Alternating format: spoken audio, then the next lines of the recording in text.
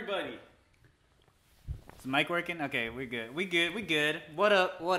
Welcome to the Greatest League Talkshow pre-show, because we are waiting for Scarra. I'm actually here this time. Yeah, there's like an alternate universe where this exists. It's a better universe. Less Scarra, more me.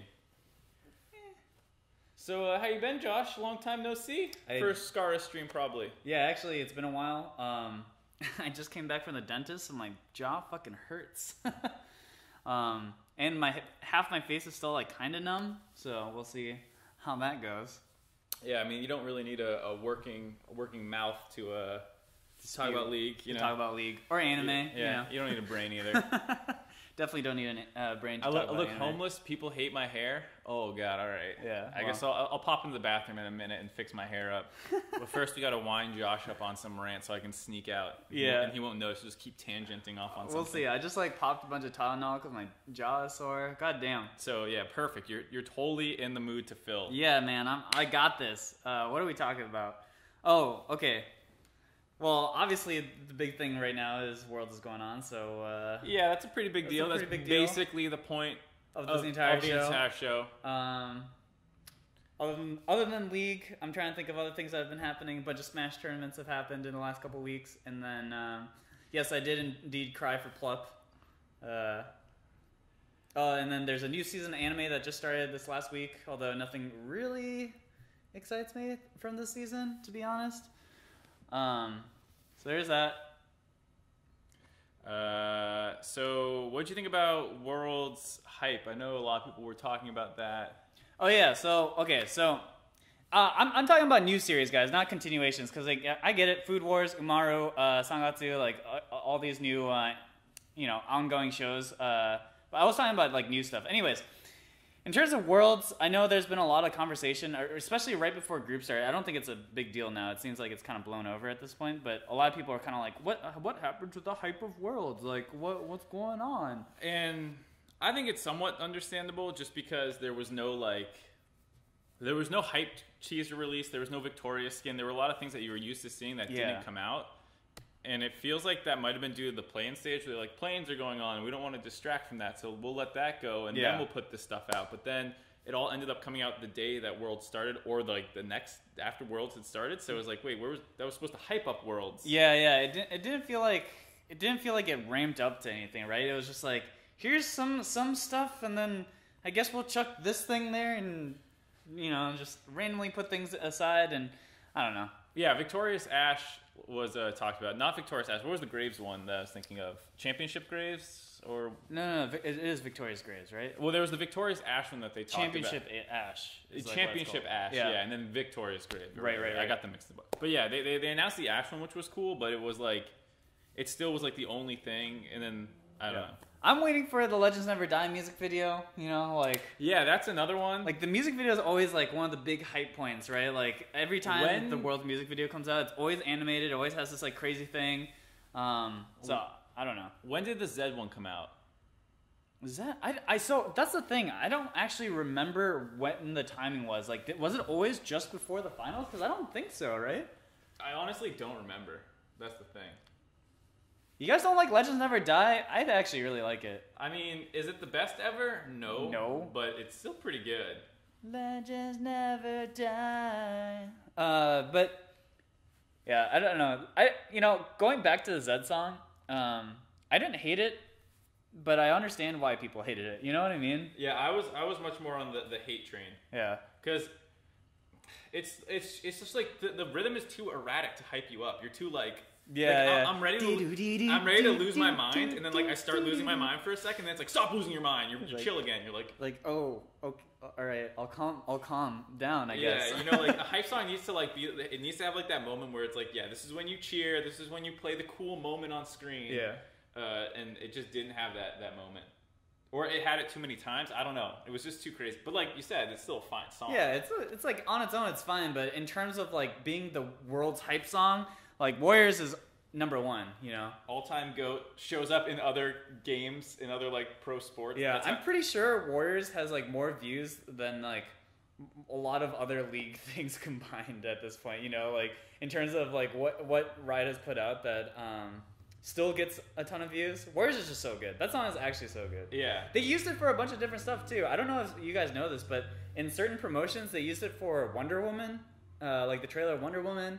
It was used in like some other commercial, I forget, but. Well, like I said, I think it was used for the Super Bowl, or maybe it was like a college championship game. Yeah, for football or something. So I mean, that song is actually just so sick. And yeah, Imagine Dragons is just so cool too. And they're really cool, and they play League. I like them. Christy Costanza plays League. Why don't you guys like her? I think people do like Christy Costanza. Okay. I think more so than like I think one thing too is that Zed clearly doesn't have like a real connection to the League community, whereas like Christy Costanza streams League. Nikki Taylor even. Yeah, Nikki Taylor obviously is a big League person. And then I was surprised too when I found out that Imagine Dragons played League, and then they weren't just like this typical like level 12 summoner who has played ARAM a couple times. Like, yeah, I love League. I love League of Legends. I play once every year. It's great game. Because like I think the drummer or something is like actually gold or something. Yeah. So clearly he plays a fair amount. So I thought that was cool. All right. You know what I want to talk about actually? Because someone put it up on chat. All right, you rant. I'm gonna put shit in my hair so chat stops making fun of me. But I'll be standing here. Dude, Mark is so vain. You guys just bullied Mark. You just bullied Mark into having to do his hair. What do you want me to do? Look, he's We'll never be able to do any analysis as long as my hair is the focal point. Damn it. Woo. You guys see what happened there? Talk about the way he looks, and all of a sudden, lose your mind. Anyways, what I was gonna say was, have you guys heard? So I don't know if this is just like an LA thing, but people have been going nuts over the Szechuan sauce over at McDonald's. What are you saying, Mark? I said, oh yeah, because that happened to me too. I had to deal with that. Yeah, so it was really funny because the day I heard that it was coming on, going out to McDonald's, me and Fed were like, oh dude, we gotta do this. And we go to McDonald's, and what happens? There was no Szechuan sauce. And so I'm starting to think that this was all just like a McDonald's ploy to get people to go to McDonald's, because apparently people were lined up for hours waiting for this sauce, and then most of the places that even had the sauce only had like 40 packets. So yeah, Rick and Morty fans. Whew. Oh god, did I just start the Rick and Morty copy pasta? I think that copy pasta is so good. So good. It's so descriptive of like the sort of internet fandom that Rick and Morty has created, where we're like, I'm so much smarter than you. You have to have... That's a lot of fandoms. But Rick and Morty... Take this Facebook quiz to see if you have enough IQ to really understand Rick and Morty. It's just like, what the fuck? Yeah. So what happened with that for me was I'm on this like really messed up sleep schedule where I'll sleep usually between 6 and 8 a.m. is when I go to bed, but I usually have to talk to people about stuff because they're on regular sleep schedules at like noon and stuff. So usually I have to get up at like noon again. So we had a meeting that day at Scarra's house at like 1. So I got up, went to that meeting, talked to them. And I was like, oh, I'm pretty hungry. Before I go lay down again for my second sleep of the day, I want to get food. I went to McDonald's. I sat in line for like 30 minutes. I was like, what the fuck is going on? Why is this so slow? And all I wanted was a salad. And then like I see all the tweets about the Szechuan sauce. And I'm like, someone kill me. Like I just wasted 30 minutes of like sleep trying to get a salad from Szechuan McDonald's. Line. Yeah. And I was foiled. I wasn't foiled. I did get my salad by that. I just want the chat to bully Mark into fixing his hair yet again. That's all I want. Try it. It won't work. It worked once. But yeah, Rick and Morty fans. I watched like a couple episodes of that show, and I was like... I actually think the first couple episodes of the first season are actually bad. Okay, because I didn't like it. Because this is typical for anime too, where you have to like watch 10 episodes before you decide if you hate it or not. Archer has that a little bit too, where like until they build up on the jokes. So what I'm saying here is I have pretty good endurance for bad shows, but even with that, the first 2 episodes of season 1 are actually so fucking bad that like I was like, I don't understand the hype of this at all. I almost quit. I was like, the main character burps too much, and you know when people quote Rick and Morty, you're like, yeah, and you're like, oh, they're exaggerating. He doesn't burp that much, right? And then like you watch the first episode, and he literally burps every line, and you're like, fucking, can you stop doing that? Like, I don't know. Yeah, But in the end, it's actually a pretty good show. I actually really like season 2 a lot. Season 2 was when I like really was like, oh, okay, I get the hype now. I'll give it another shot, but initial impressions were not like great based off it. I think just anytime the fan base wants to like hype it up that much, I'm just like, it's not that good. Like there's very few things I find that good. Like My Little Pony. Yeah, that was that good. Bronies are 100% justified. Yes. Oh god. Yeah, I'm trying to think of something that actually lived up to the hype of... What's the last thing that was hyped up for you that you actually, thought justified the hype? I can't... So I'm not a very excitable person, just like generally speaking. Yeah, we know, you're dead inside. Yeah, I'm pretty dead inside, so there's not very much where I'm like, yes, that was sick as fuck. Death Note on Netflix, no! I mean, that lived up to the hype in the way that like it was hyped up to be awful. Yeah. And it was indeed awful. Oh god. But I was gonna say D&D was the last thing I got excited for. Where I was like, man, I haven't played D&D in forever. I've never played D&D, excuse me. So like I was super excited to try it. And that was the last thing I was like, I wonder if this is good. People say it's good. Yep, I'm having fun. Yeah. And now Divinity Original Sin 2 is living up to the hype. But it wasn't like no one came out and was like Divinity Original Sin 2 is the greatest game ever made. Yeah. So like something that did live up to that level of hype. I would have to go so far back, like... Yeah, I don't know. The Matrix? I think the first time I had In-N-Out, I was like, ooh, this is really good. But no. For me, it was. I was like, for $4 I get this? Hell yeah. Oh, God, why did I bring up In-N-Out? Yeah. Anyways, yeah, people tell me to watch BoJack Horseman all the time. Oh, too. Yeah, I heard about... I hear about BoJack Horseman all the time. Like, everyone's been talking about how good that show is. Yep, I just know it's supposed to be like really dark or something. Yeah, it's like dark humor, absurdist sort of thing.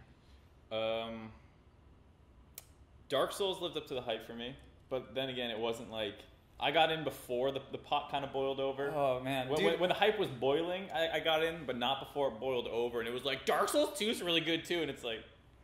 You know, actually, it's a funny topic. This has nothing to do with League or anything, but Dark Souls kind of, in some ways, ruined like tough video games in general. Where like it becomes like it somehow became like the barometer for how difficult everything was, and like half the times I never felt like the whole how difficult Dark Souls is. I thought that got overblown like crazy. 100%. So like the developer, the guy Miyazaki, I think was his name. Like he was like, I made things difficult so you get drawn in. Like you feel like you're losing. Then when you win, it's triumphant. You beat a hard point in the game. It should be fucking hard. That all made sense. And then Namco Bandai with Dark Souls released like the Prepare to Die edition. They started hyping it up, but it was like still like kind of like boiling with the lid on it. And Dark Souls 2 was like, let's just pretend this is the most difficult game of all time. Let's have a death counter in the world. All our marketing will be about dying. Our player base won't shut the fuck up about how hard this game is.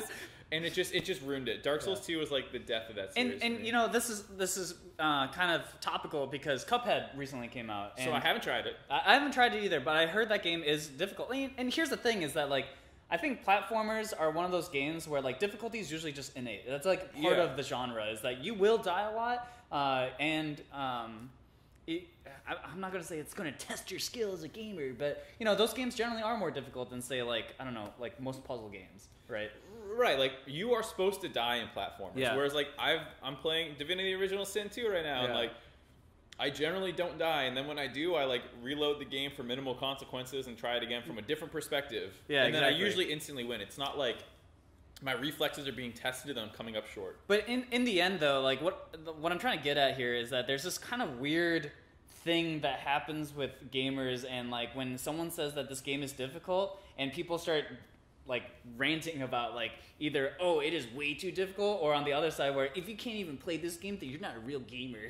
You know what I'm talking about? Yeah, and like the thing for me was like what made Dark Souls awesome was not the difficulty, it was like the world. The world is so sick. The level design. Yeah, like it's everything's interconnected. Like I went down this elevator and I went back 4 levels. You're like, where am I? Like all that shit was cool. Yeah. And then like that's like, you know, it's not Super Meat Boy where it's like that game is supposed to be really hard. Yeah, and even then like the controls of Super Meat Boy are like what make it so good too. Yeah, the controls is what makes it good. And like I think with a game like Super Meat Boy, it's difficult, but in the end, that game's all about muscle memory. It's not like difficult in the way, say like, I don't know.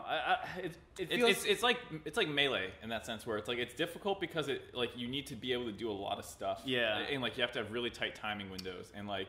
I don't know. And I think when I looked at Cuphead, I was like, I'm hyped about this game because they utilized the art style so well in that game. Yeah, that's what's so cool. That was like the thing that drew me into that game was like, okay, it's a platformer, but it has this really unique art style. And I saw like a couple posts on Reddit where like someone put it on like a black and white CRT, and it just actually looks like an old time film, and it's awesome. Yeah.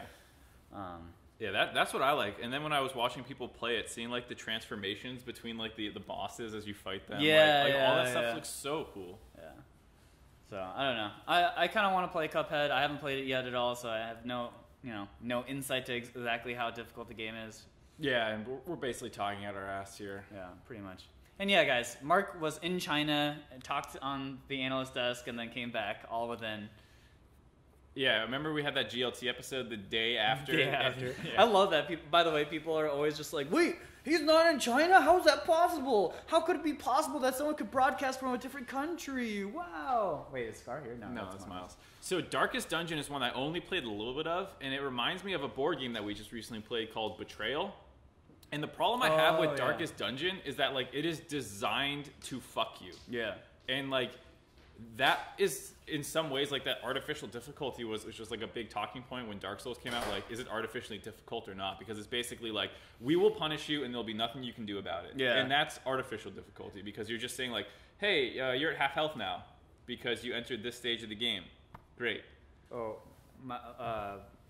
William Lee is here. He didn't message me. What the hell? Apparently he did. Or he just likes me better. Did he Skype me or did he DM me? Because I see a DM waiting for me. Well, I need my keys. Do you have your keys on you? No, they're in my room. Anyways, the point is, when I played Darkest Dungeon, what it felt like was it just fucked you a lot of the time, and there was nothing you could do about it, and like the difficulty came from the fact that like. Where's my keys? Do you want me to get mine? The difficulty came from just like not knowing what was going to happen versus like. Oh, okay, I didn't react to that very intelligently or something like that. And when I was playing this board game called Betrayal, it was like the same thing. Like a lot of stuff just like messes you up, and you don't feel like you're building yourself up to get stronger. And then like there's a tough boss, and you have to come up with like really intelligent tactics. It's just like, oh well, in this, and I'm talking about Betrayal here. Like 7 zombies just spawned because someone walked in a room, and like now we have to deal with 7 zombies. So. I don't know. Is Darkest Dungeon that different than that? It didn't seem like it from the initial part that I played. It seemed like it was kind of more like arbitrary difficulty versus like here's a really well-designed fight, which is how I feel about Divinity sometimes. Where like the first time you walk into a fight, you might not know what you're getting into, and it's pretty understandable that like if you play it really intelligently, you're good, but like as you play the game more, you realize like, oh, there's high ground here. I can put this guy up there before the start of the fight. I can loop this guy around. I can spread out like this shit, and then you play it out. So that's really good. No, I won't. No.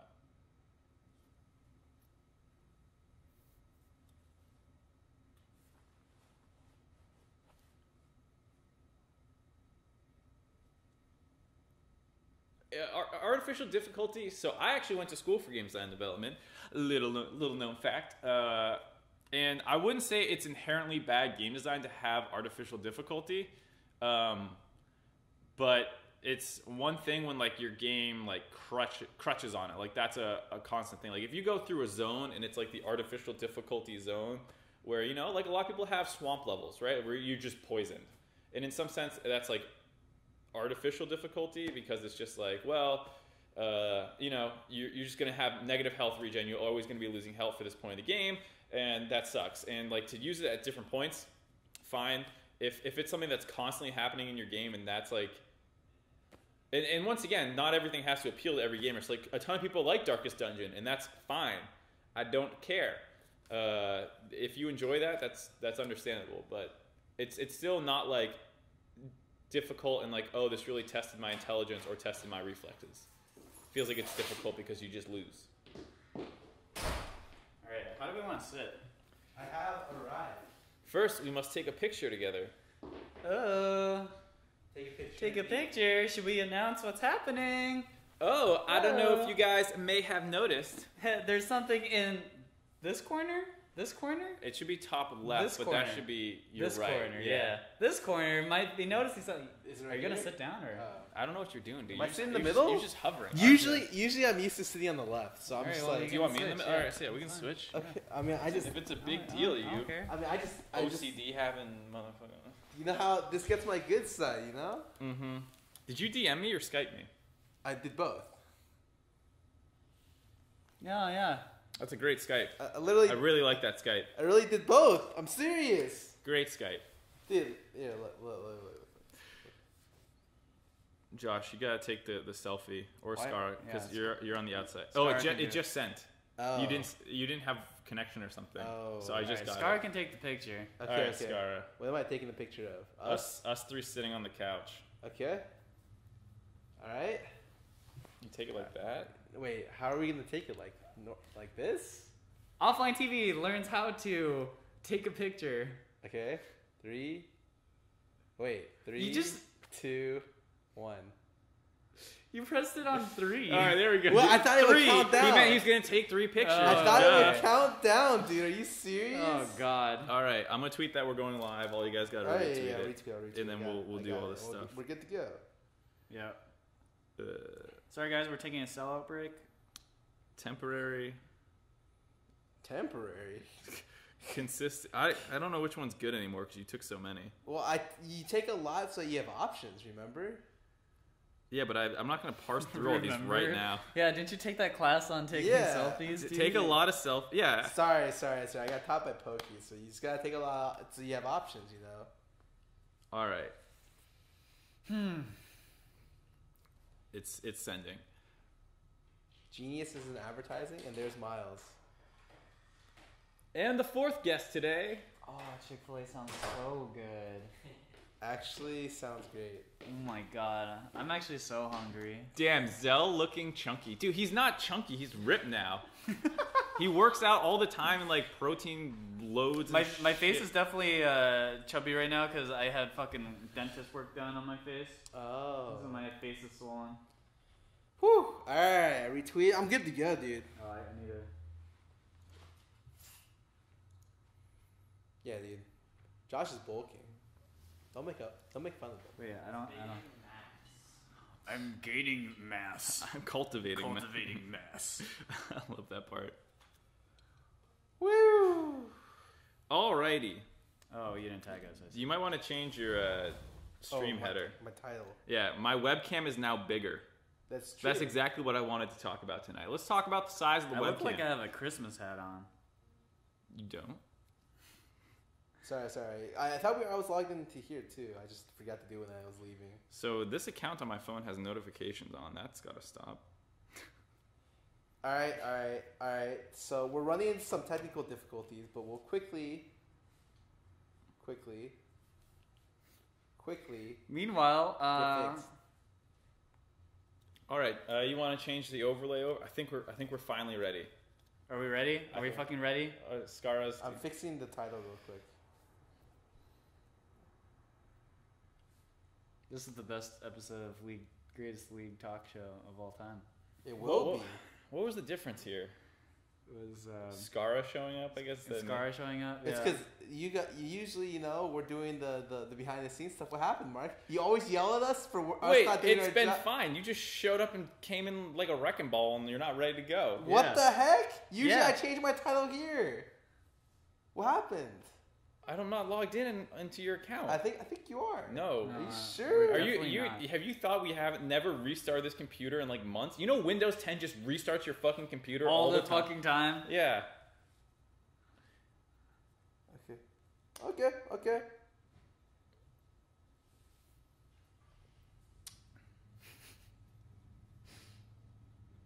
Mom and dad don't fight. What does that make me? You have 2 moms and a dad. I don't know. 21st century living. All right. It's updated. Let's rock. I'm ready. Alrighty. I spent like 4 hours this morning watching the games, man. 5 hours this morning. I'm good to go. Okay. All right. Let's get into it. You guys want to announce something? Scarra, you can take the honors. Okay. Well, today, Greatest League Talkshow has a new sponsor. Hey, yeah! We're finally doing it. We got a sponsor. About time. The next stop, the Jimmy Kimmel Show. Yeah. The first stop right here. Anyways, we have a new sponsor for Worlds. Luckily, very fortunately, our sponsor is also the same sponsor that sponsors Worlds. Acer is our new sponsor. They do all the monitors at Worlds, and they're also the official sponsor alongside another one. They also... All right, why don't you use the webcam instead of moving the whole laptop? Well, because then I have to fuck up this... Okay, well... I don't know. You're they fucking... also provided us with what we're streaming on. Woo! I'll tell you if it looks like a good shot. Hold on. Anyways, it's not... Get it down here again. Right, yeah. Down a little more. Oh, yeah. Look at it. Sweet. Acer, Predator, baby. Anyways, fantastic company. Thank you guys for sponsoring us. We'll be sponsored for the duration of Worlds. So every week we'll be having Greatest League Talk Show, and it'll be sponsored by this. I think it's here, right? Yeah, it's ta-da. This. You got it more straight up. Oh yeah, it's like directly above me. Yeah. Yeah, and like Scarra said, all the competitions are being played on Acer monitors, so official sponsors for Worlds. Pretty cool that we're also sponsored by the same company. Yeah, kind of makes us like part of the official Worlds broadcast. Yeah, this is in some way like we should in our living room. We should probably be on Riot's channel instead of Scarra's, to be honest. Yeah, and we should actually have real production. Maybe that would be kind of cool. Whoa, we got lights. Excuse me, we got lights. We got camera, we got a microphone, a webcam. All right. Yeah, guys, this is great production. Yeah. Alrighty, okay. Let's get into the meat of the show. Obviously, Worlds is going on, and now we've seen week 1 of the group stages. We've seen all the teams play, so I think the way we should start this is we'll go from group to group, and then talk about kind of what our expectations going in were, and then after seeing the games, like what surprised you? What do you think week 2 is going to look like? Because obviously they do another round robin, so let's start with Group A. So my expectation for this group, I had SKT obviously coming out number 1, yeah. EDG number 2, C9 number 3, and AHQ number 4. Yeah. And this group has not really shaken out like that. So for me, ever since LGD 2015, I can't bank Chinese teams. Like, I'm sorry. Like, prove to me you're good, and then sell your stocks. Sell your Chinese stock. 2016, they both got out of their groups. Dude, and IMA was just a joke. LGD, like, come on, dude. That was like a ruining experience for the entire region for everyone. But anyways, on top of that, I didn't know how good AHQ was. The only person I trusted literally said AHQ and Flash Wolves would combine to have 1 win on the entire group stage. And I was just like, oh. Yeah, so all things coming out of the Taiwanese region was, for the most part, like the LMS, everyone was just like, all right, this is going to be a bad year for us. Yes. Just accept that. Yeah. China was a little more split. A lot of people didn't trust EDG, though they thought maybe WE Although a lot of people were like, oh, we really believe in the talent that lies in these teams, but... Right. Like there was like, China undoubtedly has good players, but they're like EDG is like too crazy. Yeah. Which is probably true. And then like WE and RNG, they have a little bit more faith in. Yeah. And I mean, honestly, like the first thing that I even thought about this group was like, it's weird that like I only see Lucian play from EDG, That like of all the teams in Worlds, how many other Lucian players were there? There's 1, right? Jensen, 1 game. At Worlds, you mean? Yeah, at Worlds so far in the group stage, 1 game. Man, Scout's just like, you know what? We're going all in, baby. 3 games of this shit. 3 losses. Excellent. I can't even fully blame him for all those games. I'm just saying. Oh, it's just I think you can blame him for a lot of those games. Okay, like 2 of 3. 2 of 3, and then the other one was against SKT. So he almost carried that game. Yeah, that one was good. But the SKT one, I guess So how do you want to go about this? So I took a couple. So yeah. I mean, just I think what you guys should talk about now, because like, okay, expectations. Yeah, we expect SKT to do well. You guys, it sounded like Mark, you believed in EDG, whereas Scarra didn't. I had a lot of question marks on. But did you actually have like in your pick'ems? Did you put them on? My pick'ems, I put C9 second. So you put C9 yes. second. Okay. I had some North American bias, but also I just didn't trust China enough to be. And then what did you think? What did you guys think of HQ in general? I thought they would suck. They just would suck, because right? everyone told me or warned me in advance they would suck. Right. Okay, so then let's talk about let's talk about what actually happened, and then let's take a look at the shakeups, because obviously EDG kind of shit the bed here. Yeah, we can start with them. You guys got into we can start with that game. The first one, of course, is like AHQ upsetting them. This is the first win, only win so far for the LMS in the tournament. AHQ beats them, and it starts with Scout picking Lucian, and Westdoor is starting. And one of the things people always talk about with AHQ is like, why is Westdoor getting any reps? Like, Chowie is just straight better than this guy. And yet Westdoor almost because he has a huge fan base, guys.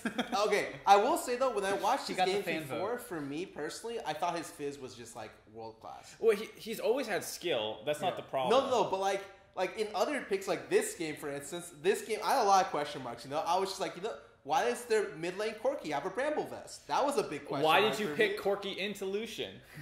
Another big question mark. You know, there are.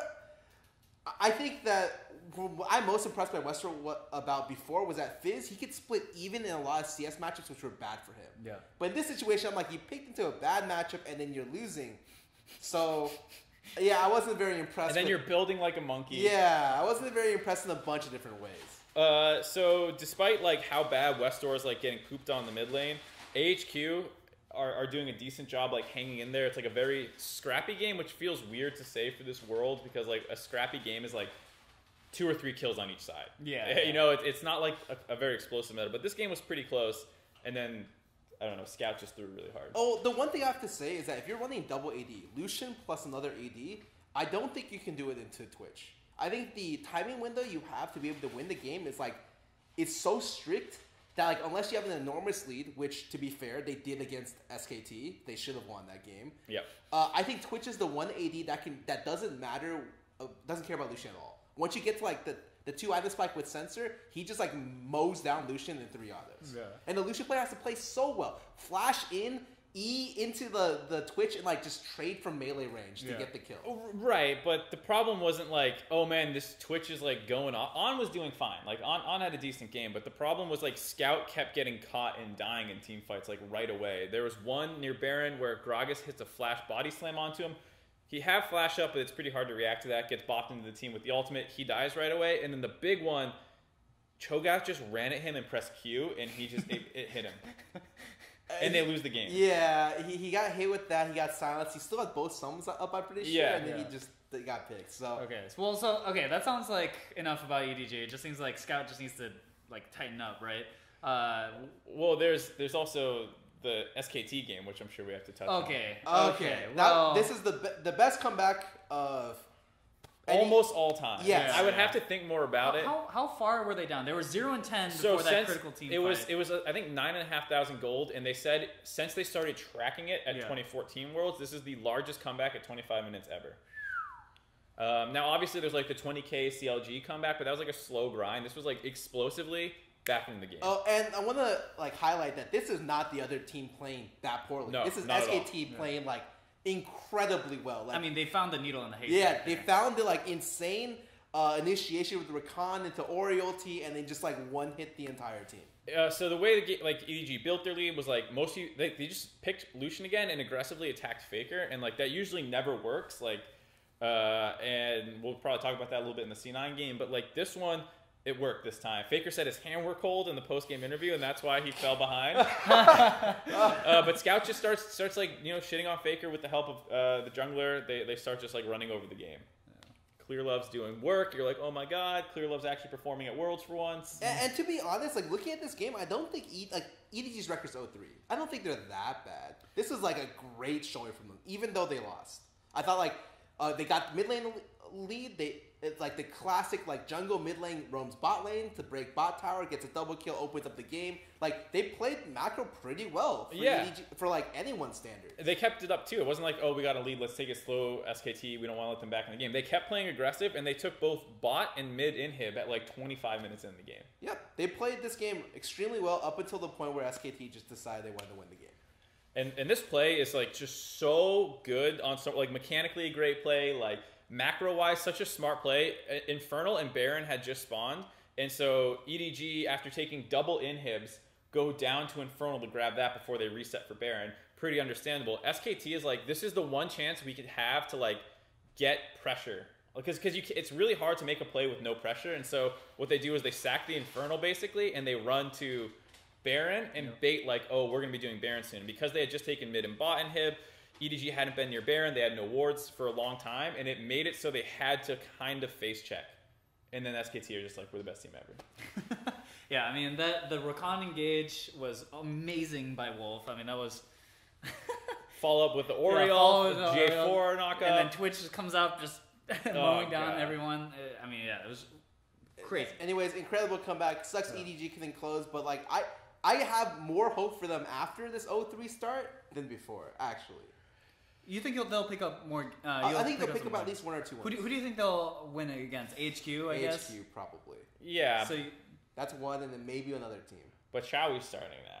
Because Chowie ended up playing what if this is the game turner Wait. Let's actually move on from EDG. We'll go into HQ. Is there much to say about these guys? We already talked about their upset, their only win. Let's talk about C9. We haven't talked a lot about them. So are there any critical games that you guys would want to talk about? Like most people think, C9 played better than expectations, I think. I mean, for me, I saw their plans. They smashed the plans. There wasn't a question. They were the best-looking team. Yeah. But you don't really know what that means because they're playing against a lot of wildcard emerging regions. Sorry. Well, so I've always said this about C9, but C9 and TSM similarly have this kind of like stat checking type of play where like if you just don't match up from lane to lane to lane, you're just gonna get smashed really hard by them. And you know they didn't show anything crazy in the plans or anything like that. They C9 is very vanilla in that way. And I think for a lot of people, the question was around like how would they stack up against now the other world tier talent. And for like HQ game, I think you can say like that stat checky kindness came into play a little bit. But for both the EDG game and the SKT game, it felt like a lot more about team play and macro and stuff like that. So like the SKT game, the clapping part 2 begins. And what can I say? They sent pressure mid lane. Faker absorbed it. Peanut eventually arrived to turn the pressure, and the game's over. Yeah, it's a 2-for-0 around mid lane that comes off the back of a dive on Faker that just doesn't work. And Faker plays it super well. It's like, are you kidding me? Like, you're coming at me. Yeah, he's played it super well. The one thing I have to say is that Nautilus as a pick looks a little bit better than expected. I think especially in like the situations where Impact roam mid a lot to be able to try to shut down the mid laner against maybe anyone else but Faker and SKT, that works. Yeah. Right. I don't.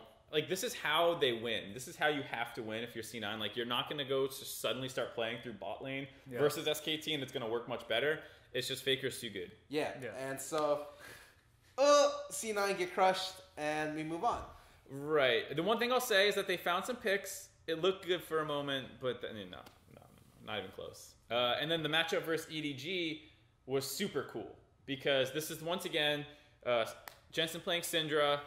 They pick Scout, Lucian, you have Graves for contracts out of nowhere, and then the Shen top. And this is basically like, all right, so EDG likes playing super aggressive. They seem like they need to snowball to be able to win because they always lose late. Let's pick Shen to like limit their early game aggression and stop them from snowballing on Jensen. Yeah, it felt like it was just a really bad game plan by EDG. Like it's obvious the way C9 wins most of their games. Let's go through Jensen. Everyone just dogpiles mid lane, and then Jensen and contracts and whoever else is there comes out on top. And then EDG's stance is like, let's dogpile as well, but one team has Shen.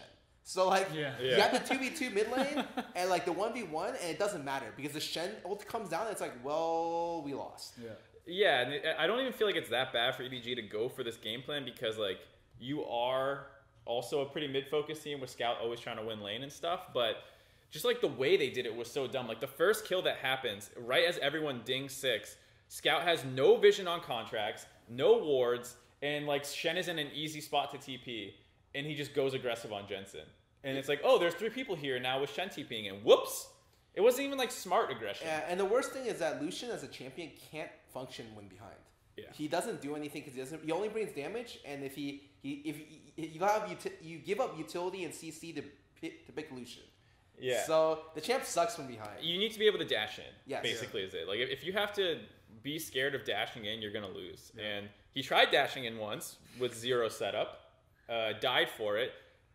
As his flash was still down, they repeat gank him again with Shen and Graves, and they just like blow this game wide open. Yeah, definitely something that goes through mid. Eventually, whatchamacallit?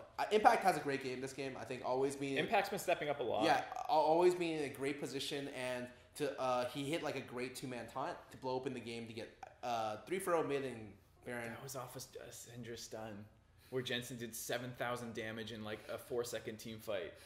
And basically won them the game off that play. All right. So my bad. So we've talked about the games and stuff. What are you guys? Do you think anything is going to change from the status quo in this week 2? I agree that I think AHQ will probably, or excuse me, EDG will bounce back a little bit, but they're too far behind to do anything about it. So even if they win 2 games and like let's say only lose to SKT, that puts C9, assuming they beat AHQ, at 4-2. Yeah. Or excuse me, 3-3, and they're at 2-4 for. So EDG. the only way a tiebreak happens if 3 teams get 3-3, right? Because then the head-to-head doesn't matter. Well, I think right. Yeah. So like it's possible if they lose all 3 games and EDG wins all 3 games, that they just overtake them. If they win 1 game against AHQ and then lose 2 and EDG wins all 3 and it's 3-3, then you'll get a tiebreak. There's a lot of scenarios that can still play out, but the problem is SKT's in the group. And it's basically a guaranteed -1 for everyone, and then it's really hard to come back. All right, here's the $1 million question though: is that do you guys think that SKT is going to win? Like, you think that they currently right now they look like the current contenders over even say like Longzhu, or do you think that they've shown enough weakness in for example the EDG game that you wouldn't put all your money on them? So like SKT has this thing like when they're guaranteed out of groups, they kind of stop caring. And, like, that could lead to a weird thing because I haven't looked at the schedule. So, like, if they win their next game and then they're guaranteed out because they have 4 wins. I just think in, like, the best-of-1 setting, that's not when SKT shines the best, It's in best-of-5 settings where you're like, wow, dude, this team is great. But also, when you look at Longzhu, you're just like, wow, this team is great. Yeah. And so, honestly, if Longzhu wasn't here, I would say SKT has it easy. With Longzhu here, it's like a coin flip. Okay. I think RNG is looking really good too, and we'll get into that when we get to Group C. But it's so hard to put any team, no matter how good they look, over a Korean team. It's basically impossible. I mean, you see like our RNG. Okay, they're doing good. They're doing okay. And then you watch like Fnatic versus Longzhu, and that's like, wait, this game ended like that. Yeah. That's how a lot of these games are ending. Oh, yeah. It's like 20 minutes, and then all of a sudden the game breaks open the next time. Anyways, do you want to do predictions now or wait till the end of this show? No, let's just round it up right now. Where do you guys see everyone by the end of next week? C9 gets out second, SKT first. Agreed. Yeah. EDG, maybe they had a chance, but you're right. After listening to you, they started 0-3. It's starting 0-3 in the first hard. week. No one's ever done it. Yeah. No one's ever made it out of groups going 0-3, so... Oh, well, that is a pretty big death sentence then, because it's like, oh, you also have SKT in your group. Yeah. Yep, so I think, unfortunately, EDG just shot themselves in the foot with their first week records. But they got some West Door camera time in, so hopefully it's worth it. Oh, Yeah. wait, no, I'm talking about HQ. Yeah. They got nothing. Wait, EDG's got nothing. They got Scout's Lucian time. Scout was like, hey guys, just in case you're thinking of importing me, don't, because I'll throw the game. Oh my god. What is it about Lucians that seem like it's, with Huni top, like... It's a very feast or famine champion. Yeah. It's, for sure. It's when like, you it's like it's like the coolest thing ever, and then... It's the competitive version of Riven. Like, Riven in solo queue is like the look at me, hold my dick, I'm going off kind of player, and then you can't play Riven in competitive, but you can play Lucian. Yeah, I mean that's the thing. When you're playing Lucian, the expectation is you're ahead in CS, and almost no other matchup is that way. Right. Minus like Jace. All Anyways, right, let's those move two on. come out. Yep. Let's move on. Let's get to Group B. Ooh. So Group B was interesting. The results are Longzhu at 3-0. Wow, what a surprise! Not too surprising. IMT at 2-1. I think people might have seen that coming. Yeah. But Gigabyte Marines at 1-2 and Fnatic at 0-3.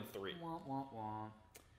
Well, okay. You want to talk about Fnatic real quick? Yeah, let's. I think they are the team that a lot of people has more to talk about here, right? Yeah, because they're the disappointment. Kind of like EDG we talked a lot about. Fnatic, people were coming in, they're like, maybe they can get second. It should be close between them and Immortals. And to be fair, a lot of Fnatic games were close. Yeah. Oh, God. If they were just straight up winning the game. Yeah, kind of like EDG. I look at their games, I'm just like, they're not that bad. Yeah. But behind the scenes, like, obviously all the players have expressed, Jez has tweeted out, Soaz is going nuts over on Twitter. It's essentially like there's problems within that team. Yeah. And so even from the problem is, I feel like if they had started against any team that wasn't Gigabyte Marines, their mental state would be less fragile. But because they started against Gigabyte Marines and they lost, dude, they just mental boom. It was how they lost too. It wasn't like, oh man, Reckless had a chance to carry this game, but then we made a bad macro play. It was just like, what the fuck are we playing against? Well, and I rewatched that game very closely because I'm like, wow, how did they do this? And I'm just like, okay, well, Gigabyte Marines did a great job, but Fnatic responded very well. They did the 4-man dive. They failed to accurately do it correctly because mid rotated half a screen late, On the top lane play where Soaz is holding the wave, he went in half a screen before Elise showed up on the screen. Mid lane caps is 3-0. He walks up when everyone's missing, gets killed by the support roam, and then he walks into the Wraith bush and dies there. So literally they're 4 deaths away from they're all even in every one of these situational deaths. And because we can't talk about this game without talking about Gigabyte Marine's perspective, they have fucking Nocturne jungle. Yeah. It's so by weird. The way, it hit level 6 in that game at 5 minutes. Yeah. Literally 5 minutes in the game. Support level 3 Karma is I'll push in the wave in this 2v1 setting against this level 3 Galio. No big deal. Nocturne shows up at 5 minutes, level 6, and just blows him up. Yeah. It was nuts. The whole game, there's double jungle where it's the kind of thing where people were really excited because it was the first 2v1 we've seen in a while, and then it wasn't a boring 2v1 where it's turret trading. Yeah, it was bloodbath. So it was sick. Yeah. I just thought it was so hilarious. It's 5 minutes into the game, and all of a sudden you hear Nocturne ulti go off, and you're like, what? What just happened? I was really surprised that ended up happening, but I don't know. I just thought I thought Fnatic played better than expected. In this wild situation, I was like, wow. They played the game pretty well. So it was the kind of thing where it's you don't know what's going to happen, and then they messed up horribly. And by the time that Nocturne dive happened, you felt like the game was probably over. But they did make some plays to kind of get back into it. I think mentally they were just we're going to lose. They're so desperate to do stuff. I don't know. I think that it was a thing where if they had just stalled out the game, they had a really good chance with Rise being 3-0. Yeah. And that's not what ended up happening. And eventually, what ended up happening, Triss got huge, and then the game's over. Right. I mean, this game ended really fast. I think it was 20-something minutes, 22, 25, 26, who knows. But it was a couple big team fights that really just I think this game highlighted something that I'm really worried about as a person who watches Fnatic, and that's Caps' positioning. I think there are multiple times in this game, multiple times in his game against it was the last game. I have to double check. Not the IMT one. They played Longzhu last. I think it was... They were 0-2, and then they played Longzhu last. It might have been in all 3 games where I thought he had really bad positioning errors that cost him, key deaths at certain times. Yeah. To the point where you're wow, he did it again. And so I think mechanically he's a great player, but his positioning mistakes are, costing Fnatic a lot of... I mean, even in play-ins, they lost a game off Caps kind of getting blown up. So he's a big problem for them. So obviously this Gigabyte Marine game...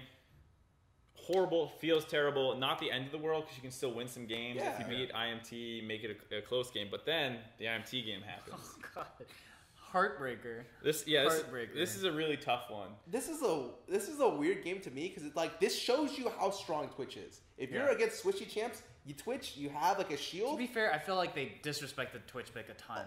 They didn't play around it well at all. Yeah, this is one of the 2 games to watch to oh my god, Twitch is broken. And the other one is Uzi's game. Yes. But that's yeah. But anyways, yes. So this is a game where Reckless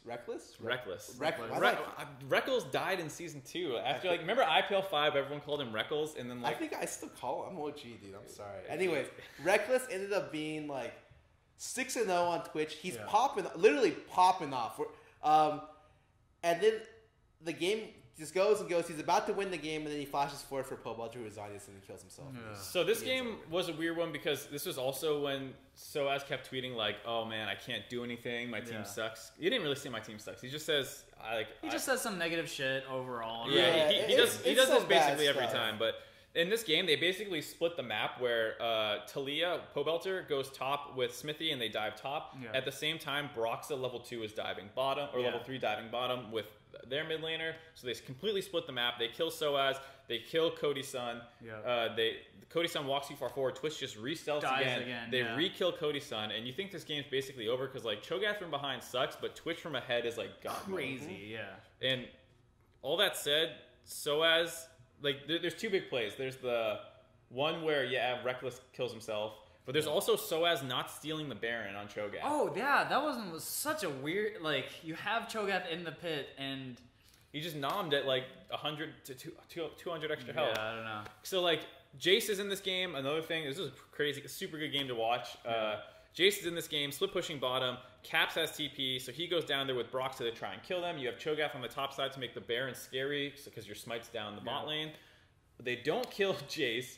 Broxa actually gets kited out and killed. Cho'Gath flashes into the pit, and Soaz just mistimes his consume. It was a horrible play from Immortals that just like works out great. Yeah. I mean, I don't know if I guess it's something you can't fault them for because Cho'Gath's ulti is like a 1200.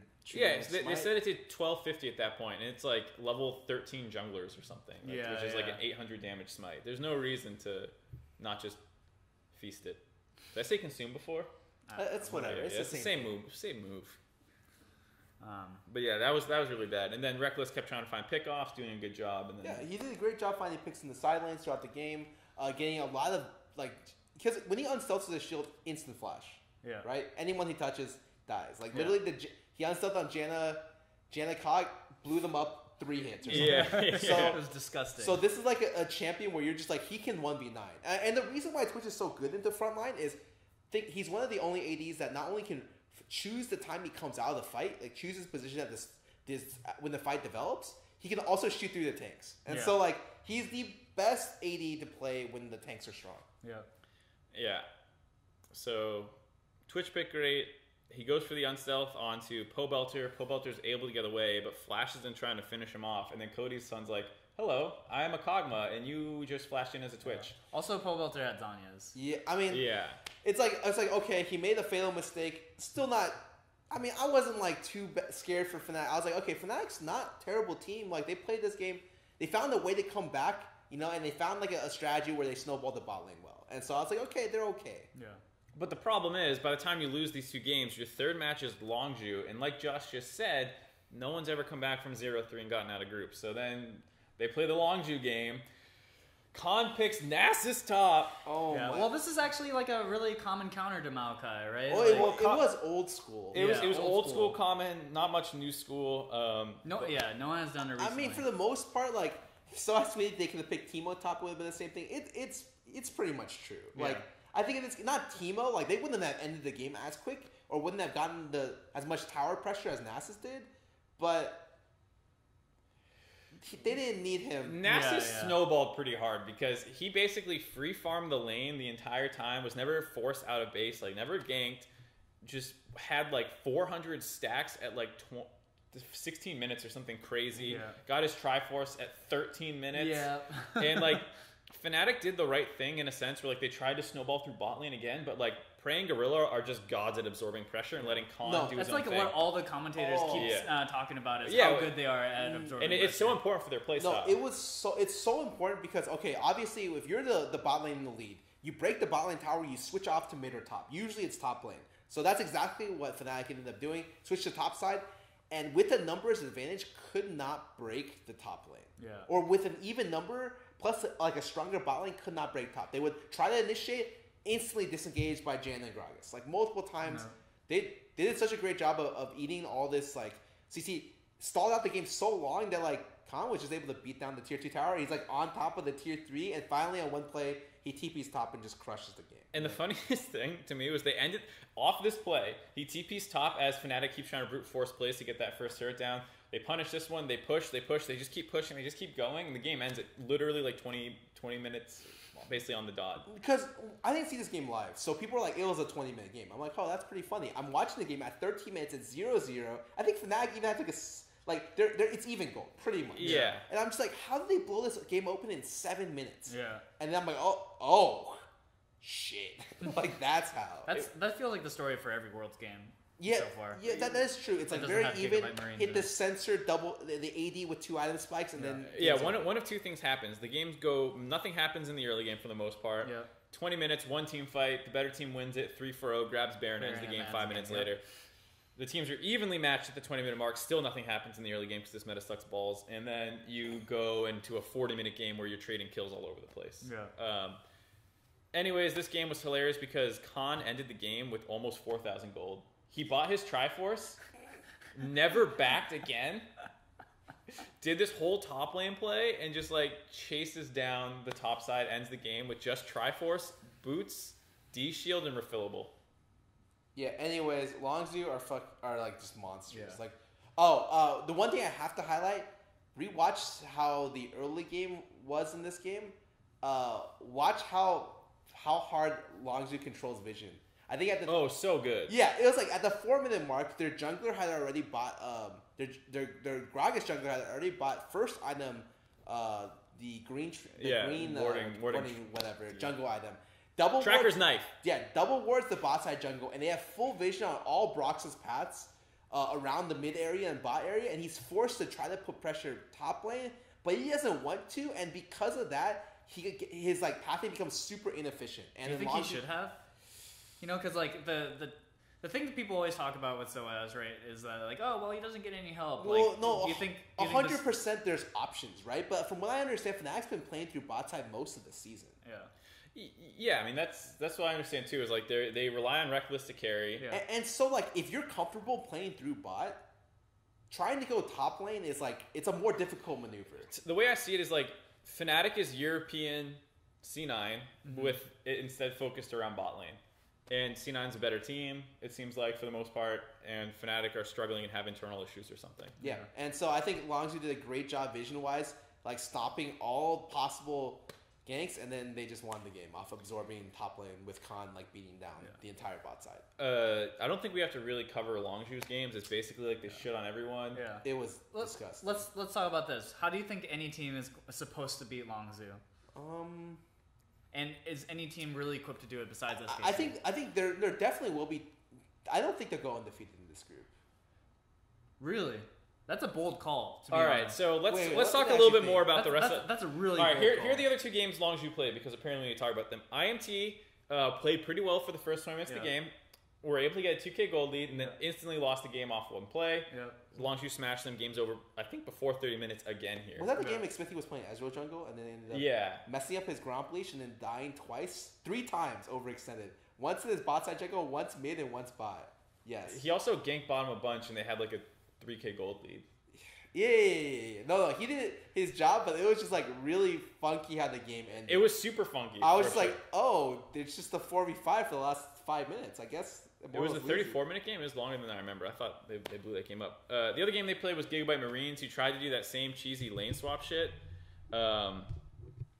And like they were just like, hello, we remember 2v1s. You try and hold turret, we dive. And that's what they did. Yeah, they just executed it better than Fnatic did. Well, they pathed there correctly. They dropped the ward at the right spot. They TP'd in. They made sure that their top laner hit level 2. They did it all correct. And Mordekai just started 0-3. You know, because he actually TP'd back. In that situation, if he ever TP'd back there, like, I'm like, this guy's never played 1v2s before. Like, if someone did that TP and it went through, I'm like, we won.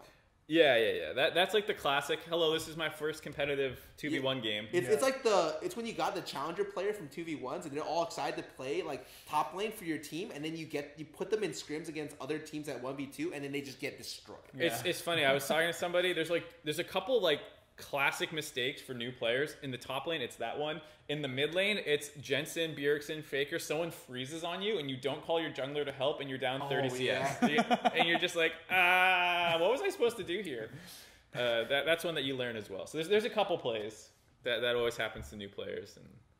Unfortunately, it happened to Archie against Longzhu. Unfortunately, he ran back down bot and then just died again. And I'm just like, okay, well, Longzhu's literally gonna crush this team, and they did. Yeah, it's really one-sided. Continuing on with Gigabyte Marines games, the only one we haven't talked about was the one versus Immortals, where they just played Standard, and Immortals is the best. Just crushed them. Yeah. So I don't see how the ultimate cheese. We play Standard. I don't see how anyone beats Longzhu, aside for there's always that kind of like asterisk of like they're out of the group and they troll and they pick like cat jungle or something. Well, that is true. And to be honest, if they're out first, they've secured 5 wins. Do you feel like it's bad for them just to do something weird for the last game? No, not really. I mean, they feel like a semi-trolly team. Like SKT does not feel like a trolly team. Yeah, like they'll pick something weird and then be like, no, I think it was really good for these reasons. Yada yada yada. Whereas no, we really should have first picked Xerath this game 6 times in a row. Yeah. Whereas like it feels like Rock's Tigers of old were like, let's do some dumb shit and put on a show for the fans. Yeah. So. Okay, maybe now that I thought about the competition, they're actually they don't have. Oh, like maybe who would they lose? It would be like right? maybe Immortals. Yeah, right. And maybe because Immortals. they're the most solid all-around team, unless maybe Fnatic covers like their mental issues, like their team issues. Sorry, dude, Fnatic's probably mentally defeated. Yeah, they're gonna lose one game. They're gonna get like officially knocked out. Gigabyte Marines is gonna tilt them off the universe. What's their first match the second week? Do we have a schedule yet? I don't know. It's out. I just haven't looked at it. Oh, so like if it's like the hardest team, right? If they're playing Longzhu, that's a game over. 0-3 week for them. But maybe if they're playing like Gigabyte Marines, it's like because they just need a way to like increase their morale. I think they need to have an easy game first for Fnatic to even have a chance of winning games. Yeah, this week. I don't know. Yeah, I mean maybe we can look later. At some of it is Longzhu. All right. Okay, well, that's see, mental boom. They give up. They're like, get me out of here. So as just like insta-locks Jax or Rumble or some old school stuff. Well, I wish Fnatic the best of luck. All right, so let's talk predictions then. Longzhu number 1. Yeah, I think Immortals is just better than Gigabyte Marines. Like that, like straight up. Like I don't think they lose that badly to like getting. I think that like they're mentally strong enough to recover from a deficit against Gigabyte Marines. Mm-hmm. I think that's true. Their late game's still like a little scary. And that's always been a problem for them, right? Yeah. But I don't know. I think maybe the only team that they could be scared of is Fnatic. Did a good job against them the first game. Yeah. Maybe they steal a game from them and it affects them on their way to second. Right. I mean, there's always the fear that like the team that's mathematically eliminated goes into like fuck it mode and they try to like sabotage somebody. But Fnatic, just if they actually are having trouble behind the scene, you usually don't end up in that mentality. Yeah. So I would want to say Immortal is like, this is so weird because I feel like I'm North American biased, but as I'm looking at these results, you would just naturally choose a North American team to come out second in all of these picks. Because they're just the second best team in these groups. Aside from maybe Group D. Yes, which we'll get into. I actually think Immortals deserves the second place spot. Or not deserves, but I suspect they will be second. Yeah, Gigabyte Marines could try some cheesy shit and maybe take the game, but then... Yeah. It feels skewed towards Immortals, no matter how you slice it. Like Fnatic look like mentally done. Gigabyte Marines, it's like they're down maybe they cheese out, but clearly the standard laning didn't work for them. Yeah, and it's like I look at Immortal, I'm like their form is pretty good. Yeah, like, I have no problem with it. Sure, they had that one loss against Longzhu, but well, against Longzhu and SKT, it feels like any sort of. But they at least kept it competitive, And so I'm just like, okay, well, the rest of the games are pretty good, All right, I think that's enough for Group B. Let's talk about Group C. Oh boy! So in this group, RNG is actually surprisingly 3-0. They are in charge of this group. Samsung Galaxy, the Korean team, 2-1. G2 1-2. 1, 1, 2, 3, 5. Fibonacci is 0-3. Why is it so hard to say that 1907 Fenerbahce? It's not that hard. It's not hard. It is brutal to say. No. It's 9 syllables that you're supposed to say every time you reference the team. Yeah. Or you can call them FB. Or you can call them FB, Facebook. Hey, Facebook did a great job this Zuckerberg's. Yeah. It's like Zuckerberg's thing. Oh, we got to move Arrow down. No, okay. So, all right, let's talk about this team. One, coming into the Worlds, just knowing that it was the Ardent Sensor meta, I was like, RNG is going to do great. I was worried because, I don't know. Like, Uzi's a monster player. I was worried that RNG, like, because they were like, they ended 3rd place, right, in their region? Second. Yeah, because World Elite, that's why they had to be in the plans, because they were third. But Uzi's nutters. He's so crazy good, and like this was just another masterclass out of him. I felt like that Twitch game was unreal. Honestly, it really does just matter how good your bot lane and especially your AD is. Like it carries your team. I would say like right now the impact of having a good AD is like 25 to 30% of the game. Yeah, and that's insane. That's insane. Yeah. Yes, and RNG like. They got pushed in a couple of their games. Like, it wasn't easy, but Uzi on Twitch late game is just like, he'll win you the game. Just like, don't lose before he gets 4 items, and like let him try, and he'll win you the game. Yeah. And that's honestly how it feels. Yeah. I like MLXG. I think he's a very he left a really bad taste in my mouth from his previous Worlds. From last Worlds, yeah. Yeah, like he just sometimes does the stupidest shit, but this is like a good jungle meta for him where like Ketchup XP is really big, and he always had this super campy play style. Yeah, and he has like these weird routes. Like 2 CS at 10 minutes. Yeah. You have these routes where you're just like, oh, okay, you know, I think that's fine. You know, he somehow 3-buffed the enemy jungler, giving up like some other pressure elsewhere, and that works out okay for him. Like I don't know, I like in terms of jungling metas, like this one is a lot less punishing. You know. Yes. Yeah. 100%. So biggest question for this group: does MLXG look more like Harry Potter or Weevil from Yu-Gi-Oh? From Yu-Gi-Oh. Dude, I say Yu-Gi-Oh. My Dude, God. 100% Yu-Gi-Oh. I I think tweeted it's this out 100%. last year at Worlds. Every time I see him, I have the same thought. I just want to talk about how he looks like Weevil. Yeah, he fucking threw someone's Exodia cards off a boat. He's an insect deck player. Yeah, he plays Insect, dude. He wants to play Kha'Zix all the time. Oh my God, I actually do think he looks a little bit like Weevil. Harry, 100%. It's the glasses and the bowl cut. And he's like... He's scrawny. Yeah, he's so scrawny. Okay. I agree with you. Weevil Underwood. It even sounds like a Harry Potter character too, dude. He's in both. Yeah. Anyways. So the game versus Samsung, despite like how important that was for the group in terms of like deciding who probably gets out first, it wasn't very like an entertaining game. It was like relatively slow pace. RNG found a couple of small picks, and then they won like a big team fight and kind of closed it out pretty cleanly from there. I think Uzi was on Tristana this game. Did a good job. Oh, this is the game where they had Syndra, and she hit like 2 insane stuns late game. Yeah. That ended up just like killing everyone with Uzi. Yeah. Yeah, it wasn't like, you know, for how important the game was and how crazy it was, like Korea's first loss at Worlds. Like the game itself was kind of like, well, I guess RNG's pretty good. Yeah. I mean, it kind of feels that way where it's like it's the slow build up into the explosive ending. Right. That's the meta right now. Yeah, this was a very meta game. Yeah, absolutely. That's what I would say about it. It is exactly what you'd expect from a game which depends on their AD to win. Yep. So slow game, and then eventually boom. 80 hits, power spike with Ardent Sensor. It just absolutely explodes. Crushes everything. Yes. Yeah. What were the critical games in this group? Maybe RG versus G2. Yeah, that's definitely what I was going to bring up. I don't know if you want to kick it off. This was the game where they just traded sides of pressure, right? Like Perks ended up going top lane to dive for Expect. They had a lot of winning lanes, so like they built up a good gold lead. This was the Gnar game with Maokai, and like you said, they dove. It was Maokai, right? Yes, it was the Maokai Gnar, and then the problem was, didn't Sven just get picked off multiple times this game?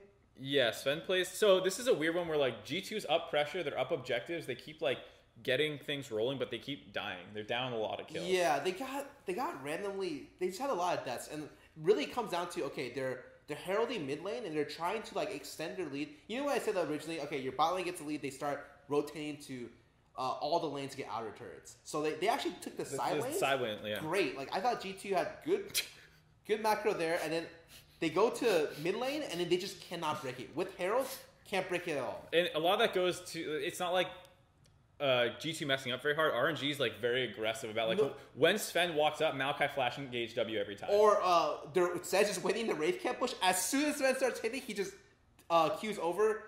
That was actually a sick one because he Q'd at this angle and threw his ult at this one. Yeah, no, it was great. And so like they would just stop all the pressure like in their tracks. I thought it was less like G2 playing poorly. It was more that like RNG just looked for pressure, right? So or looked to deny pressure, and they did a great job of doing it. So G2 start falling behind after Sven gets picked off in the mid lane a couple times, And then they have a really tricky Baron, which is really nice out of G2. They like use the Rise to like take the Baron and then all TP out to keep all 5. Yeah, that was a sick play. Yeah, Perks' Rise is like super good. Yeah. It's so sad that it's a meme, but like it's he's actually not. My Zero is bad. My Rise actually became good. Yeah. Something. G2 Perks. Yeah. I don't think so. But I actually, the thing that surprised me the most, and what I was surprised about, was I thought that G2 did a really poor job playing around Gnar. Like, when you have a split pushing like team fighter like Gnar, you should pick like how you use him. It's you split push, he builds like a mega bar, you flank TP, and then you win the game. But that's not what ended up happening. Gnar very rarely went past River on the split. It's always grouped up, and then they just lost grouped up fights because, of course, one team has Uzi on Twitch. A lot of that came down to, I was about to say Uzi on Twitch, because he would just like, RNG had super good control wards in the bot jungle where they had X-Spec trying to push on Gnar, and then Uzi kept just disappearing off the map. And you never know if he's just going to show up bot lane and murder your top. I think after a certain amount of time, you can't do that against Twitch. But I think, especially... You mean like respect him? Yeah, you have to respect Twitch after the like 2.5 items point on Twitch. Yeah. But before that, you should really be pushing like your lead bot lane. And yeah, sure, like maybe it's difficult, but I would at least like to see an effort put in there. Sure. I can agree that they were a little too passive. The big problem though comes when they just try and brute force Baron 5v5 at like 40 minutes. Oh yeah, and then Twitch unloads. Boom, they're all dead. Yeah, it was like it was so weird. Like G2 was like putting up a good fight. You're like, oh, well, everything they're doing like kind of makes sense. You know, our RNG is fighting really hard back. It's a close game, and then you're like, why with Gnar did you just group up 5-man against the Twitch when you don't have good vision? And when you look at how they won the last team fight around right side mid, it was the enemy Sejuani got chunked and Gnar hit Mega and then slammed Twitch into the wall, and that's how the fight started. Yeah. And it's like, oh, you can only win fights when like you see the Twitch, you open on the Twitch, and their tank is chunked. And instead, you take this Baron fight where they get all the positioning angles and you just die. Yeah, it was really weird. Oh god. That was a really rough game to watch because you're like, G2 is gonna make this group so interesting, gonna be 2-1, everyone tied at the top, sick, and the fuck. All right, well, I think people, you know, in general, out of the groups, this one felt the hardest to guess because like people weren't really sure exactly how strong Samsung would be. And RNG had a lot of question marks. The only thing that people could say was that no one expected Fenerbahce to do well. You know? Yeah, and I think that they proved that. They've done better than you expected. To be fair, but they're 0-3 still. To be fair, one of those games was against like ambitionless Samsung, and I completely agree. I don't know what Ambition does for that team, but they look really bad without him. They look really bad in general right now. They don't look great, but the loss to RNG was literally like, all right, well, we're just not going to do. They were almost perfect games aside for a couple turrets. Like that was pretty brutal. The game versus G2, if I remember correctly, like G2 was like putting up a good fight versus them. Like it looked reasonable. I would have to double check that. I thought it was another game where like their early game looked like booty, but you better double check that for me. And then the game versus Fenerbahce, they should. Their early game was actually great with Haru. Ezreal jungle ended up. Actually, they should have smashed. It wasn't great. Is the enemy team sucked. That's true too. Literally, the top play. Yeah, Ezreal's invading the enemy blue side, and the top player is like, "Let me go collapse and try to force him off." And then he gets collapsed on and dies. It wasn't even like he tried to force him off. He ran to the bush and then sat there and then be like, "I'll chunk this Trundle when he walks up to me." It's like, oh fuck! He put a pillar and the Ezreal shifted on me. Yeah, and then he TP's back and dies again. And you're just like, oh, they win because they're up 4 kills. It was 4-0. Ezreal was popping off, and then out of nowhere, Fenerbahce starts finding picks. You know, Frozen has his somewhat signature echo. He's going and getting a ton of people down. They start grabbing objectives. They get Barons. I think they got an Elder Dragon. And you think like... Oh, Samsung vs. G2 was the Ivern game. Yeah. Oh, God, I hate Ivern. Sorry, anyone out there who are Ivern fans, I don't really like Ivern in the current meta. Scar hates you. Yeah. It's really like... If you like Ivern... You're playing a champion that only functions if the enemy jungler doesn't invade you or doesn't pressure you at all. He got kills this game. Yeah, but that's because, for whatever reason, Ambition didn't look to ever pressure. Because if you do any normal route with Ivern, this shoots you off with less than 40% health.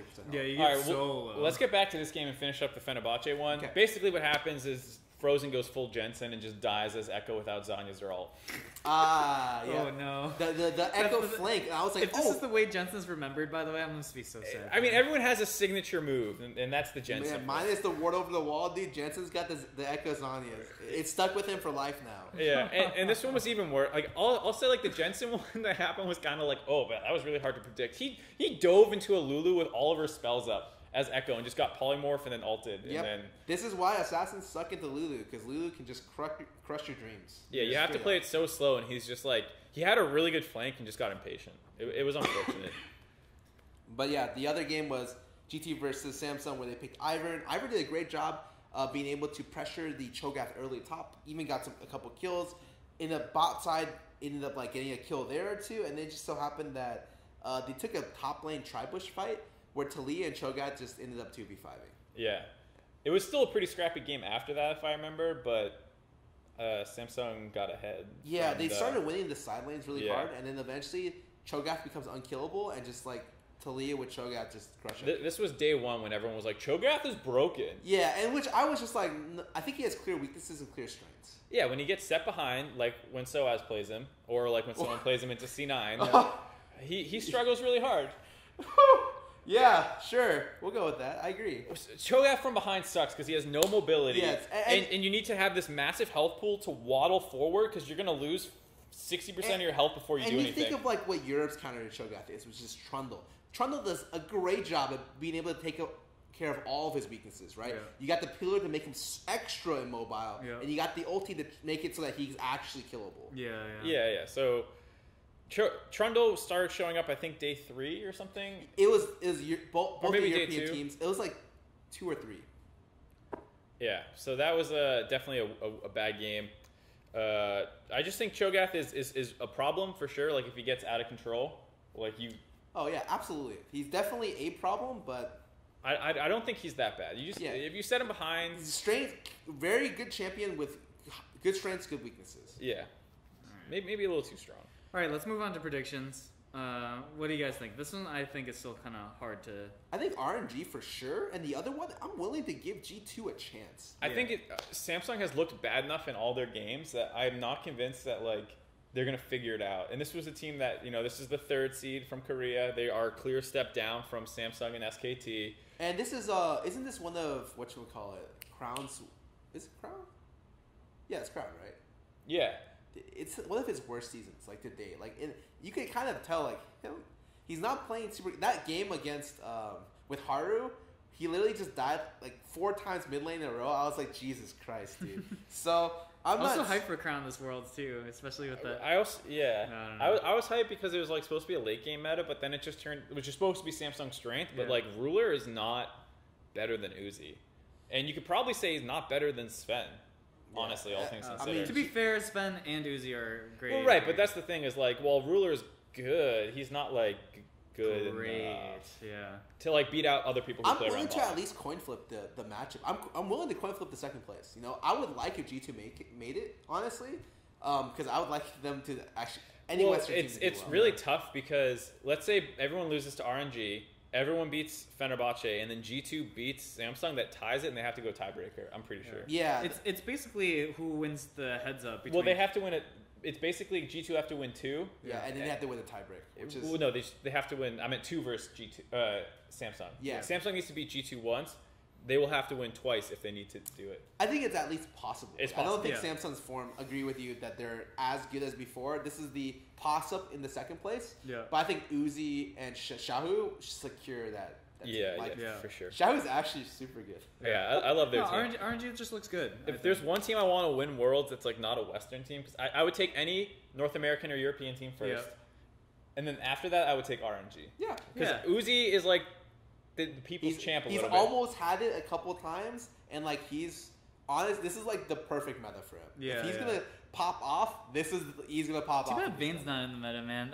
I still remember. I still remember season 3 was it with Uzi, and he just like season 2 and season 4. He's just hard carrying his team, just like doing everything right. Wants Vane to be meta. Yeah. Every AD is always like season 3. Yeah. Can I play Vane in this? What do you guys think? And everyone's just like, no, Vane sucks. Vane will never be good again. Yeah, it's so sad because like you play Vane now and you're like, oh, you know, I hit my 2-item spike, I'm gonna duel Tristana just like ultis you and kills you. Or it's like you'll duel Sivir, which is like your counter, so to speak, and Sivir will just beat you. Yeah, it just beats you straight up 1v1. And you're like, I guess the creep advantage actually mattered.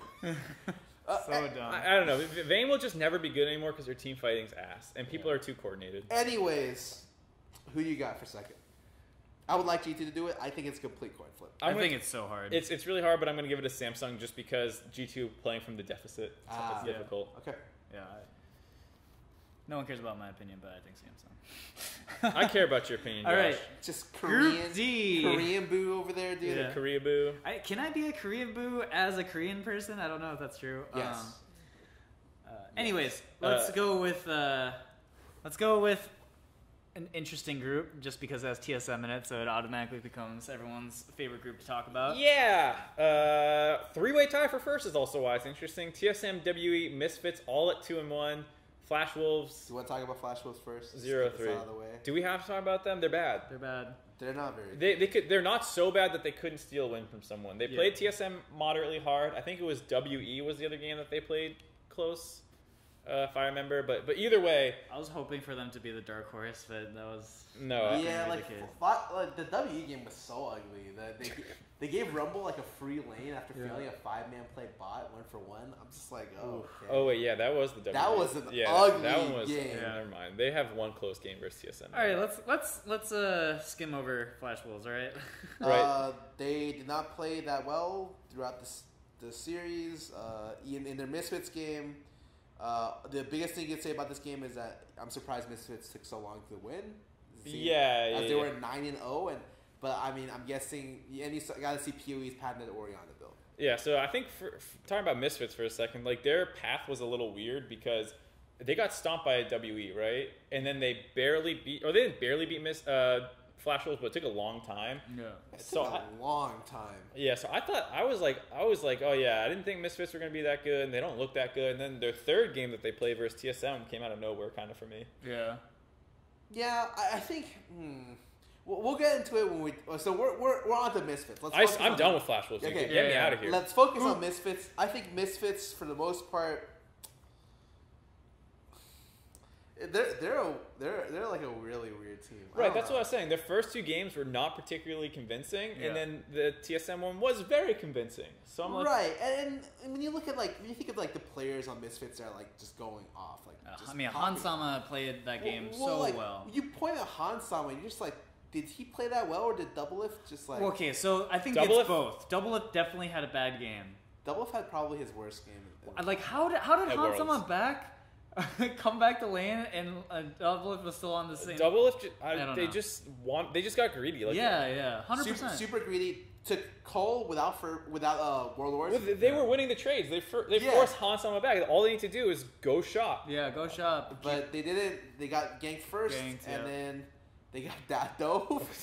And then they're set super far behind. Yeah, they were 0-2 before 10 minutes. Yeah, and I agree with you. I don't even think the Fervor Cole is that bad. But if you do that, you have to make sure that either your jungle comes first, bot lane, or like Mark said, you back first. Because they actually won the trade, surprisingly enough. Yeah, you're basically just like, all right, we're going for late game here. Yeah. I think like Hansama's not that great in lane is basically what Doublelift's saying. I'll be able to go even versus him. And then like, you do better than going even. You start winning. Start winning the lane. And then you go way too cocky. Like, I knew this guy was shit. I'm not going to back now. And then you're like, because I'm going to save up for my pickaxe purchase or whatever. Maybe he had pickaxe and he's like, I'm saving up for this thing. I don't know what he's saving up for, but super greedy. So greedy. And it cost his team the game. Yep. Basically. It's really just like that happened. Then they four-man bot lane, which blows open the game. TSM start falling behind, but they sneak a Baron.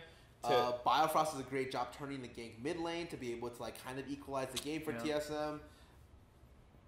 Yeah, it's still going slightly a Misfit. Like, all the fights are still mostly in Misfit's favor. And this is the game where you're watching PoE and you're just like, this guy's going off in all the team fights, which for LeBlanc should be very difficult. But you know, when sometimes you just wear a magnet on yourself, and Doublelift had that hook magnet the entire game. He got caught up. He got chained every single team fight with flash up and died like in the position that the chain went off in. And so you're just like, well, yeah, one of these positions you gotta flash, or like you gotta like try the position maybe a little bit better. Yeah. And he did it. And to be fair, PoE played great. PoE's been playing great, by the way. Like, if you're looking for one consistent member, probably him and Alfari. Yeah, I would say like. Or excuse me, Max. I just think of how slow Max the Ori game went, but that's because his build is actually so slow. I hate that build. It's Roa, Nash. It's the Diana build on the Orianna. and like, so like he's done the math, and it's mathematically more damage if you get autos off. But then someone looked at his game and he's like, he got 10 meaningful autos off the entire game. Well, like, and it power spikes slower. Yeah. So the only reason, I understand that build. It's you build it when they have a bunch of frontline, and you need to be able to kill their frontline, do as much damage possible to kill their frontline, as opposed to them killing yours. But that wasn't the case. Honestly, it didn't feel that way. Yeah, it didn't matter, and it's the kind of thing where like, all right, so let's say you have an item and a half, right? You have Morello Nomicon, and then you have Haunting Guys, and like maybe your pen boots, so 2 pen, maybe you have Merc Treads, whatever. Or you have a half-stacked Rod of Ages and a Stinger. That's why the build sucks. Not because once you math it out and the build's done. Like, yeah, I just think right now the game is too quick. So right now it's a 2-item power spike game. Yeah, 2 hour. No, it's like a one. You have to be good at 1, and if you're an 80, you can be good at 2. And 2 is like the latest you can go. Where before, you remember, it's like, okay, let's wait for Jinx's 3-hour power spike. Wait till she gets Last Whisper after Jinx. I forgot that Jinx was in this game. Yeah, Jinx. Jinx literally had a 3-item power spike that you would wait around. Sorry, we diverged. If anyone's not following what the fuck's going on, we stopped talking about the TSM game and we have moved into the Flash Wolves game. Sorry. No. I'm just talking about in general. Like, but since we're here, by the way, Jinx looks awful. She eventually, because this game was so slow, got to 6 items and just did nothing. Like, tickled frontline. Yeah. Sorry, anyways, continue on. No, I just think right now in the current meta, you're not allowed to wait for more than one item spike. Yeah. Especially if you're the mid laner. The mid laner is so important to be able to put pressure early. The reason why Syndra's even relevant, even though she kind of falls off after like a couple items, is because you don't even get to that point. Yeah, who cares? If you get past 2 items, you already won the game with Syndra for the most part. You win one random team fight, you get Baron, you smash the game. And the thing is, the entire game is about killing 80 carries, and like even late game, Syndra can trade her life sometimes, and her burst damage will be And she has enough like CC utility from long enough range to where she's relevant. Yeah. Anyways, so I saw someone saying that they thought Bjergsen dicked Power of Evil, but that's just the matchup. Like, you heard Power of Evil say in his post-game interview, and maybe he lost a little harder than he should have, but like, LeBlanc roams, Syndra pushes in his wave, gets a CS lead, but LeBlanc makes plays, and like, he made the bot lane play. He moved up to topside once. Like, the game wasn't a 1v1. I think he played it a little bit worse than Bjerg in general. Sure. But it's like he was able to give his team a way to win the game, and that's all that matters. Like, who cares how the 1v1 goes? Like, this is not like... This is a measuring. Who cares? Let me tell you who cares. TSM fans, Bjergsen's still good, right, guys? Like, Bjergsen, he did good, right? God, dude, TSM fans are like the self-conscious ex-girlfriend. You're like, who are you talking to on Tinder? Who are you talking to? God. Please tell me I'm pretty. And to be fair, Bjergsen is still pretty. Yeah, good at the game. Yeah. Pretty good at the game. Very good. Like, don't get me wrong. He's actually carried more than Doublelift. Yeah. Doublelift lost this game, and then the game that the TSM won against... The Corki game? Yeah, the Corki game. He single-handedly brought that game back. Oh, so are we done with... Okay, where are we at? We were at Misfits. Are we done with Misfits before we get... Basically, the only thing you need to say, TSM lost a lot of fights, but we're getting objectives, and then around Baron, Doublelift, like you said, died instantly in a fight. Yeah, Doublelift just got... PoE just played really well. Doublelift did not position well. Game over. Yeah, so... the other Misfits games, Like we were saying, they were weird. Like the Flash Wolves one went on forever. WE mostly just crushed them. I'm not convinced with Misfits yet. So I don't know, because they are a relatively new team. I mean, like, they're not super new. Power of Evil's been around for a while. Yeah. But like Hansam is young. I think Alfari is really young. Yeah, I have a problem with their current I could see like the TSM game being closer to how they played next week. Yeah. Yeah, okay, so let's move on from Misfits. What do you want to cover? I guess we should just walk into TSM because it seems like that's what we want to talk about. TSM, I think a lot of people have the last game of TSM cloud their ability to assess the team. So I will right now, TSM's biggest problem is forget the bot lane, forget the mid lane. Haunter's doing great. Haunter's great. Let's just put that out there. Yeah, Haunter's been... Sven dies. has problems.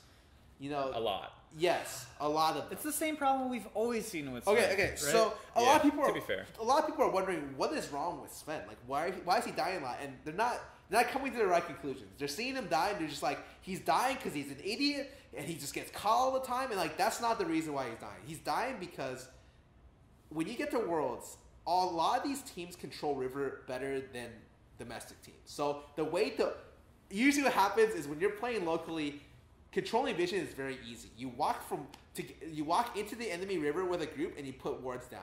In against good teams, you have to first do contesting the river and then you can walk in. TSM does a terrible job at contesting. I forget which game was it that had the Shen. Was that the WE game or the they were red side. He was playing Gragas. It was against a Shen. He basically walks into river, tries to get vision control. Yeah. Shen teleports on his jungler, and they 2v1 kill him with mid lane collapsing. And the worst thing is that's like a kind of bad example because he had Biofrost next to him, and you're kind of close. I could see where maybe it's a problem, but in a lot of situations, like what happens is you ball up and then move in.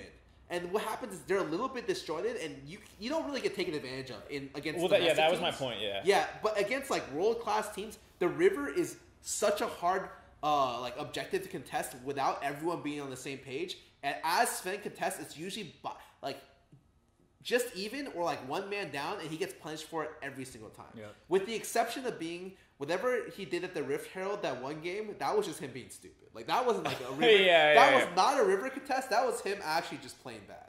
Yeah, it feels like this has happened enough times now on the international stage. MSI was pretty much the exact same story. That it's a bit of a kryptonite, I guess, in a sense for TSM. I thought that was always going to be their weakness coming into Worlds. Yeah, Sven was clearly the weakest. Well, the thing is, it's like they had gotten better at like not invading and not dying, but like. These teams are really punishing. though. I mean, like it felt like a continuous issue even through last split, where like it became a meme. It was so obvious sometimes. Yeah, I mean, last split that's fine. I think this split he actually improved the invade and not die thing. But the problem is, it's like he's not even getting to. He's not getting to like the jungle invade part. He's dying like on the way there. Yeah. And I think that's like something that maybe wasn't punished as hard domestically. Yeah. And internationally, you're gonna get like shit on. He definitely has just. It's clear that he has bad habits around like where he should be allowed to go. And right? There were a lot of comments about him putting not enough pressure on the map early. What do you think about this, Mark? The pressure on the map early thing, I'm like mostly all right with. Like he was never a super proactive jungler like Smithy. Unless if he was on Lee Sin. Unless he was invading. Yeah. Well, I mean, proactive isn't ganking, I should say. Okay. Because the problem that people are saying is that he's not being proactive enough. But they're saying he's not ganking enough, really. And that was never really what he did a ton of. He was never Smithy. He was never, like, Reignover. Like, even Reignover ganked more than him for the most part. Like, I'm trying to think of who ganks less than him.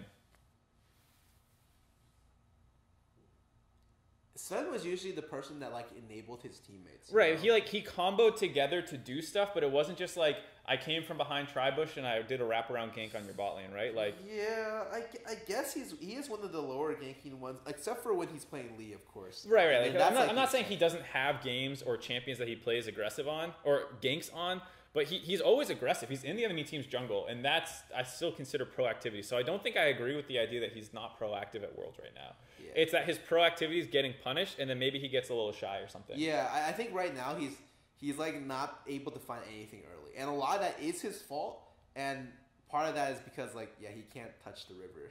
Yeah, Actually, if you look at some of the games, like he touches the river, he dies. Again, minus the Rift Herald game where he just played too far up. That was.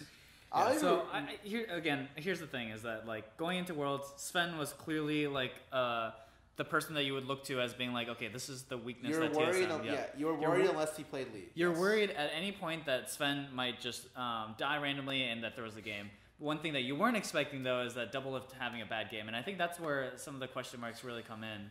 Like, yes, like TSM could be 3-0 right now with Sven's problems if Doublelift didn't play like an idiot the third game. Yeah, that's something where it's like he'll have like a game where he doesn't play that great. I think this shows maybe one of his other weaknesses where like if he is like he gets really cocky and he dies, like he gets like mentally like on the like.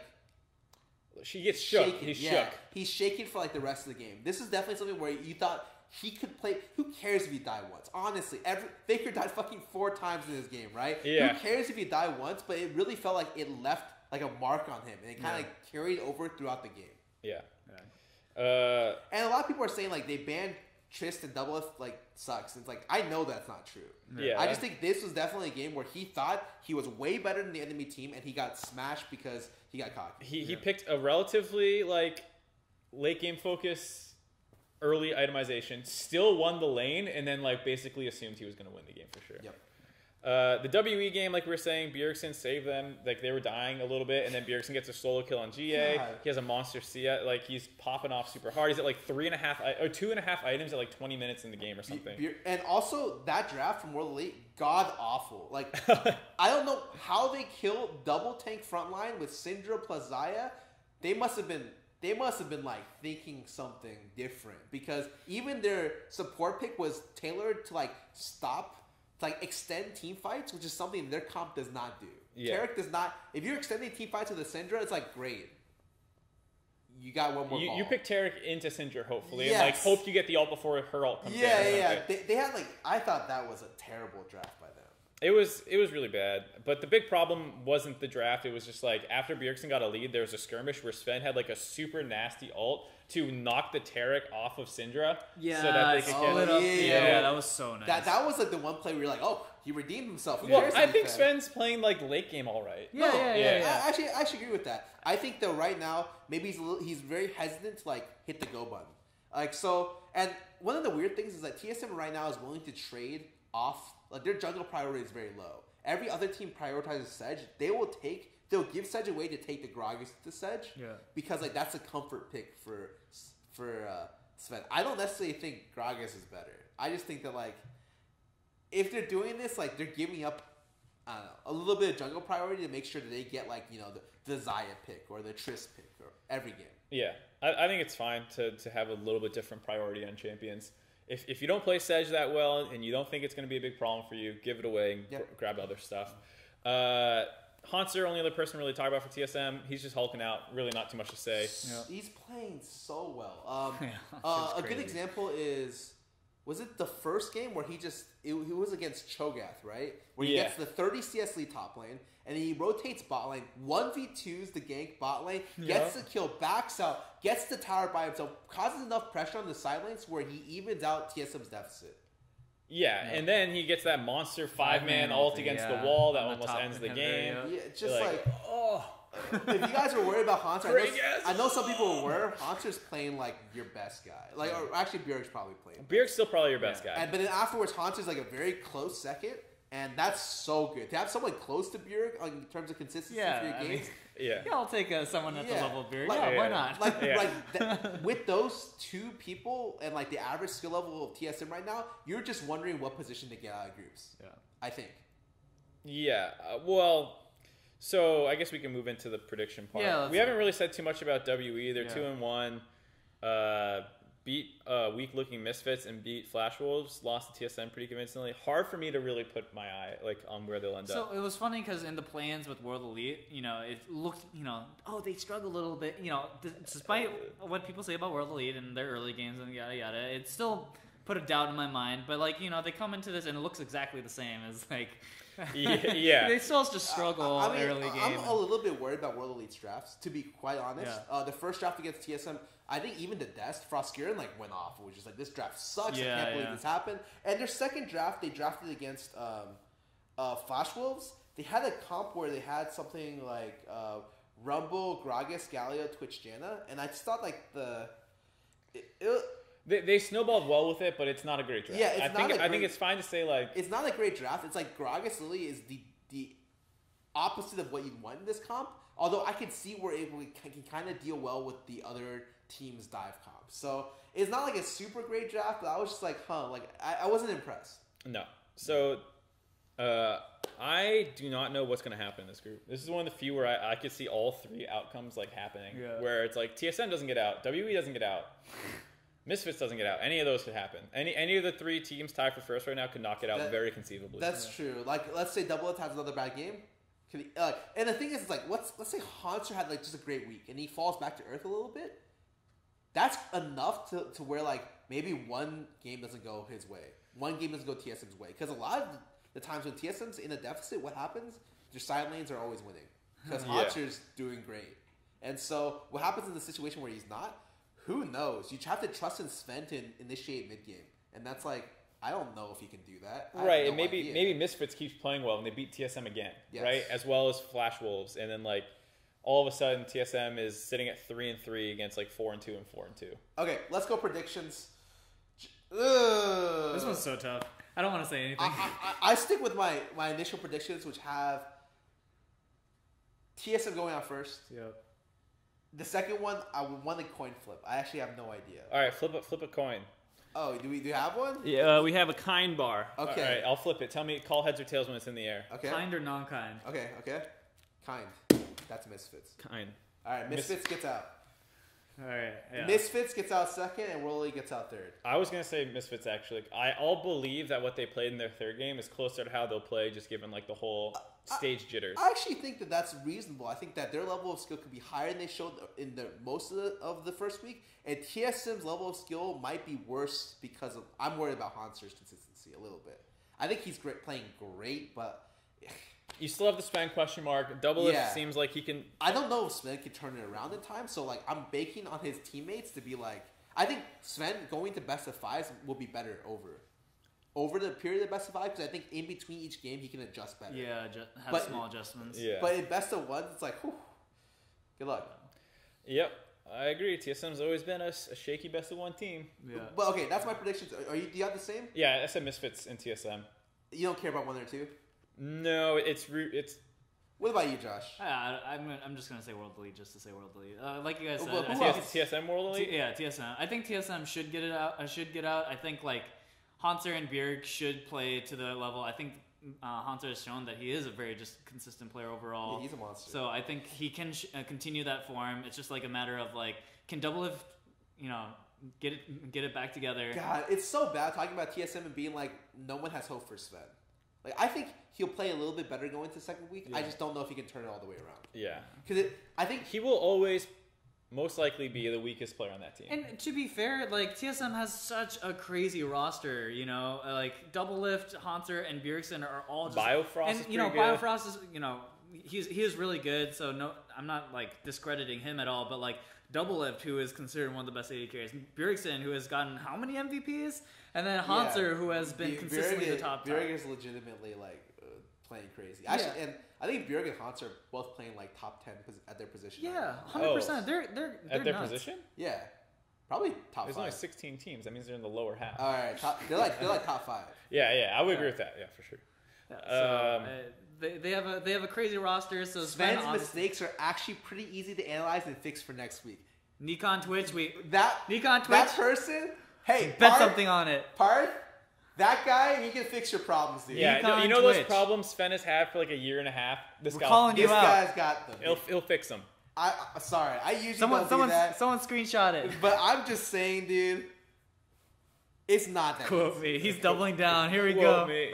Jesus, man. So one thing I'll say is that even if Sven plays better next week, that doesn't mean they fix Sven's problems. Like this is Sven's. Like everyone has usually like the thing that they can't do well. Right. And and when you think of like players at Worlds, it's like, okay, well, some people have like that thing that is just different. MLXG sometimes goes crazy. Sometimes he doesn't know how to build a defensive item. Scout gets caught apparently. Yeah, Scout likes to play a lot of Lucian, likes to put a lot of pressure. Jinx, just sometimes you just have problems. No, it's actually like Ambition just lives in his jungle, really doesn't invade the other jungle a lot. Like it's just like there's like tendencies of players. Yeah. Some player, absolutely. And Sven is that he like struggles with knowing when to invade versus like competent opponents. Right. Okay. I mean, that's pretty much it for us. Yeah, you want to do a quick Q&A session just because it's been a while? Yeah, sure, man. I mean, there's a couple things that I wanted to talk about in general about Worlds, like what you guys think of the meta. Before we get too sidetracked, and it slips my mind again because I meant to mention this during the C9 thing, I think Contracts is in the middle of becoming a superstar. Oh. He has been dominating super well since play-ins. Like play-ins, he was the clear number 2 best player on the team. Yeah. He's still the clear number 2 player. His Graves was dirty. He got caught a little bit too much playing too aggressive. His Ezreal, a couple sketchy invades, but still really aggressive and playing great. And then I forget his third game, but it was also a monster performance. I think Contracts is... Oh, it was a Rek'Sai, right? I think it was a Rek'Sai. Whatever. I think he's the clear number 2 player on C9 now and like actually becoming... I think that's only true because the relative impact of the relative bot lane, both of the players have gotten worse, less consistent over time. It used to be Sneaky was like the most consistent player. This guy's the Rock, and then it used to be like Smoothie MVP, right? Spring Split, best support in the region, and then that's just if they get out of their group, yes, off the back of Contracts being the number 2 player on his team, how is that not a superstar? No, I'm saying, but like I would say that like he rose up. Some of the reason why he rose up is because the other people on his team like started playing worse. Sure, I can agree. And the thing I'm most impressed with is not just his play getting better. I 100% agree with you. This guy's playing really well. Mm-hmm. It's that his team even allows him to function this way.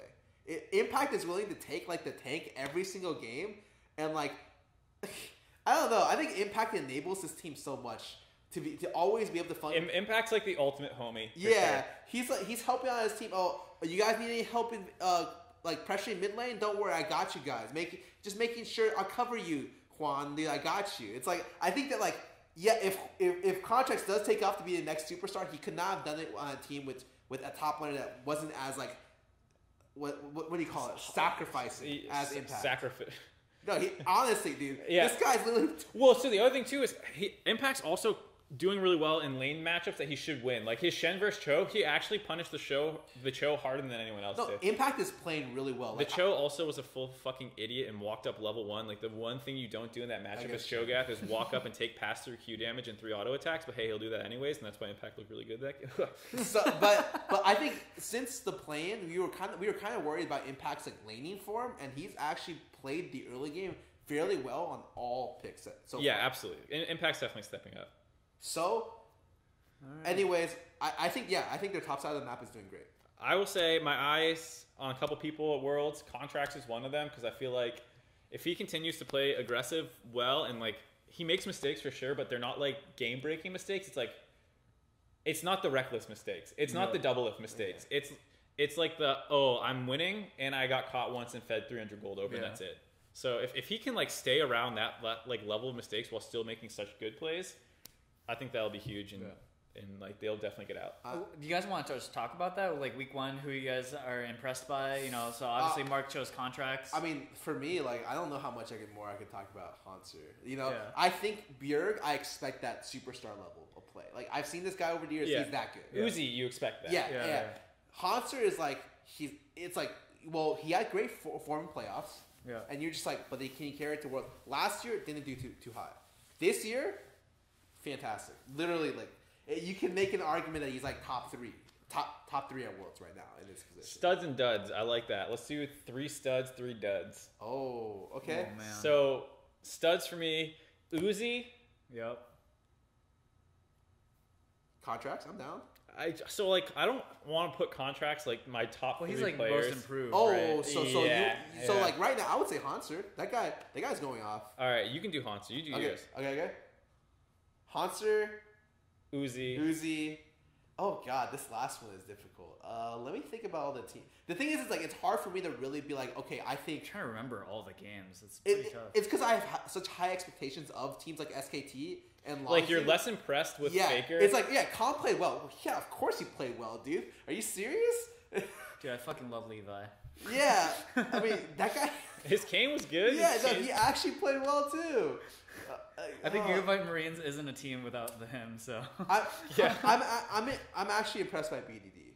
This guy, he's like the silent winner. Like this guy never dies. So like the number one thing right now in like when you lose pressure is like just random deaths. And BDD has the lowest amount of random deaths of like any player in any region playing mid lane. I think he has the low. This is KDA absurd in Korea right now because he never dies. Yeah, I think BDD insane player. Hanta's playing great, and Uzi's playing great.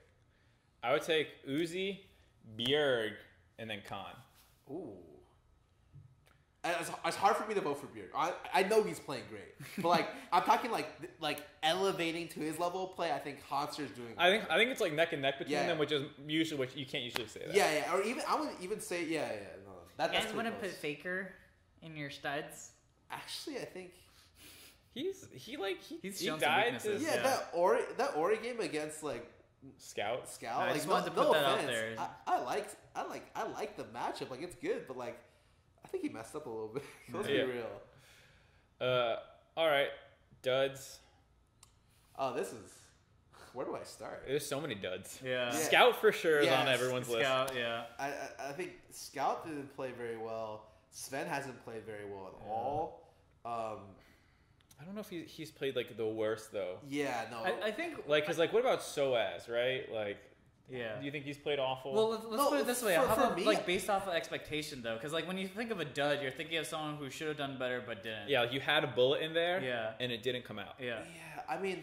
So Scout for sure. Scout. Yeah, I think considering like what was he rated in the top? I would almost put Caps for me because I expected more out of Caps, honestly. But he's done almost nothing noteworthy other than some good Rise ults. Yeah, it's like for me, I thought Caps was like the carry of the team, the secondary carry, alongside Reckless, right? Reckless. So I don't. I'll beat it into him, Twitch chat. Don't worry, Reckless. No, like even though Soaz played poorly, but like I give him the benefit for like a little bit of it, but Caps was in positions to do great and did terrible with it, and so like I really don't like Caps' play. Caps' play. Yeah. What did I say? Interesting. I'll say probably Maple more for me. Yeah, I'm gonna go West Door because that was. I mean, I never thought he was gonna do good. He wasn't. It's like I put like a water. His TF isn't in the meta. He's like a water balloon, right? To a gunfight, and then you throw it, and it doesn't even break. Like that's how bad he was. Like you didn't think it would do anything, and then it did. It didn't even get him wet. I really. Yeah, it's got to be someone on Flash Wolves because I did expect him to play better. Yeah, I thought they'd do better. So maybe Karsa, maybe Maple. Like those were always the two big names. I mean, yeah, those two were the core of Flash Wolves whenever they did anything. And I would put someone on Samsung, but they're also two and one, weird. So it's hard. It's hard to be like. It's like look how bad they are as the second place in their group. I don't know. It's probably gonna be Karsa. Like I agree with a lot of people in chat. Yeah. All right. Karsa, Scout, and you picked. I personally. Crown's a good pick here. Yeah, I would take Crown too. I'd He's been pretty. He's been playing pretty bad.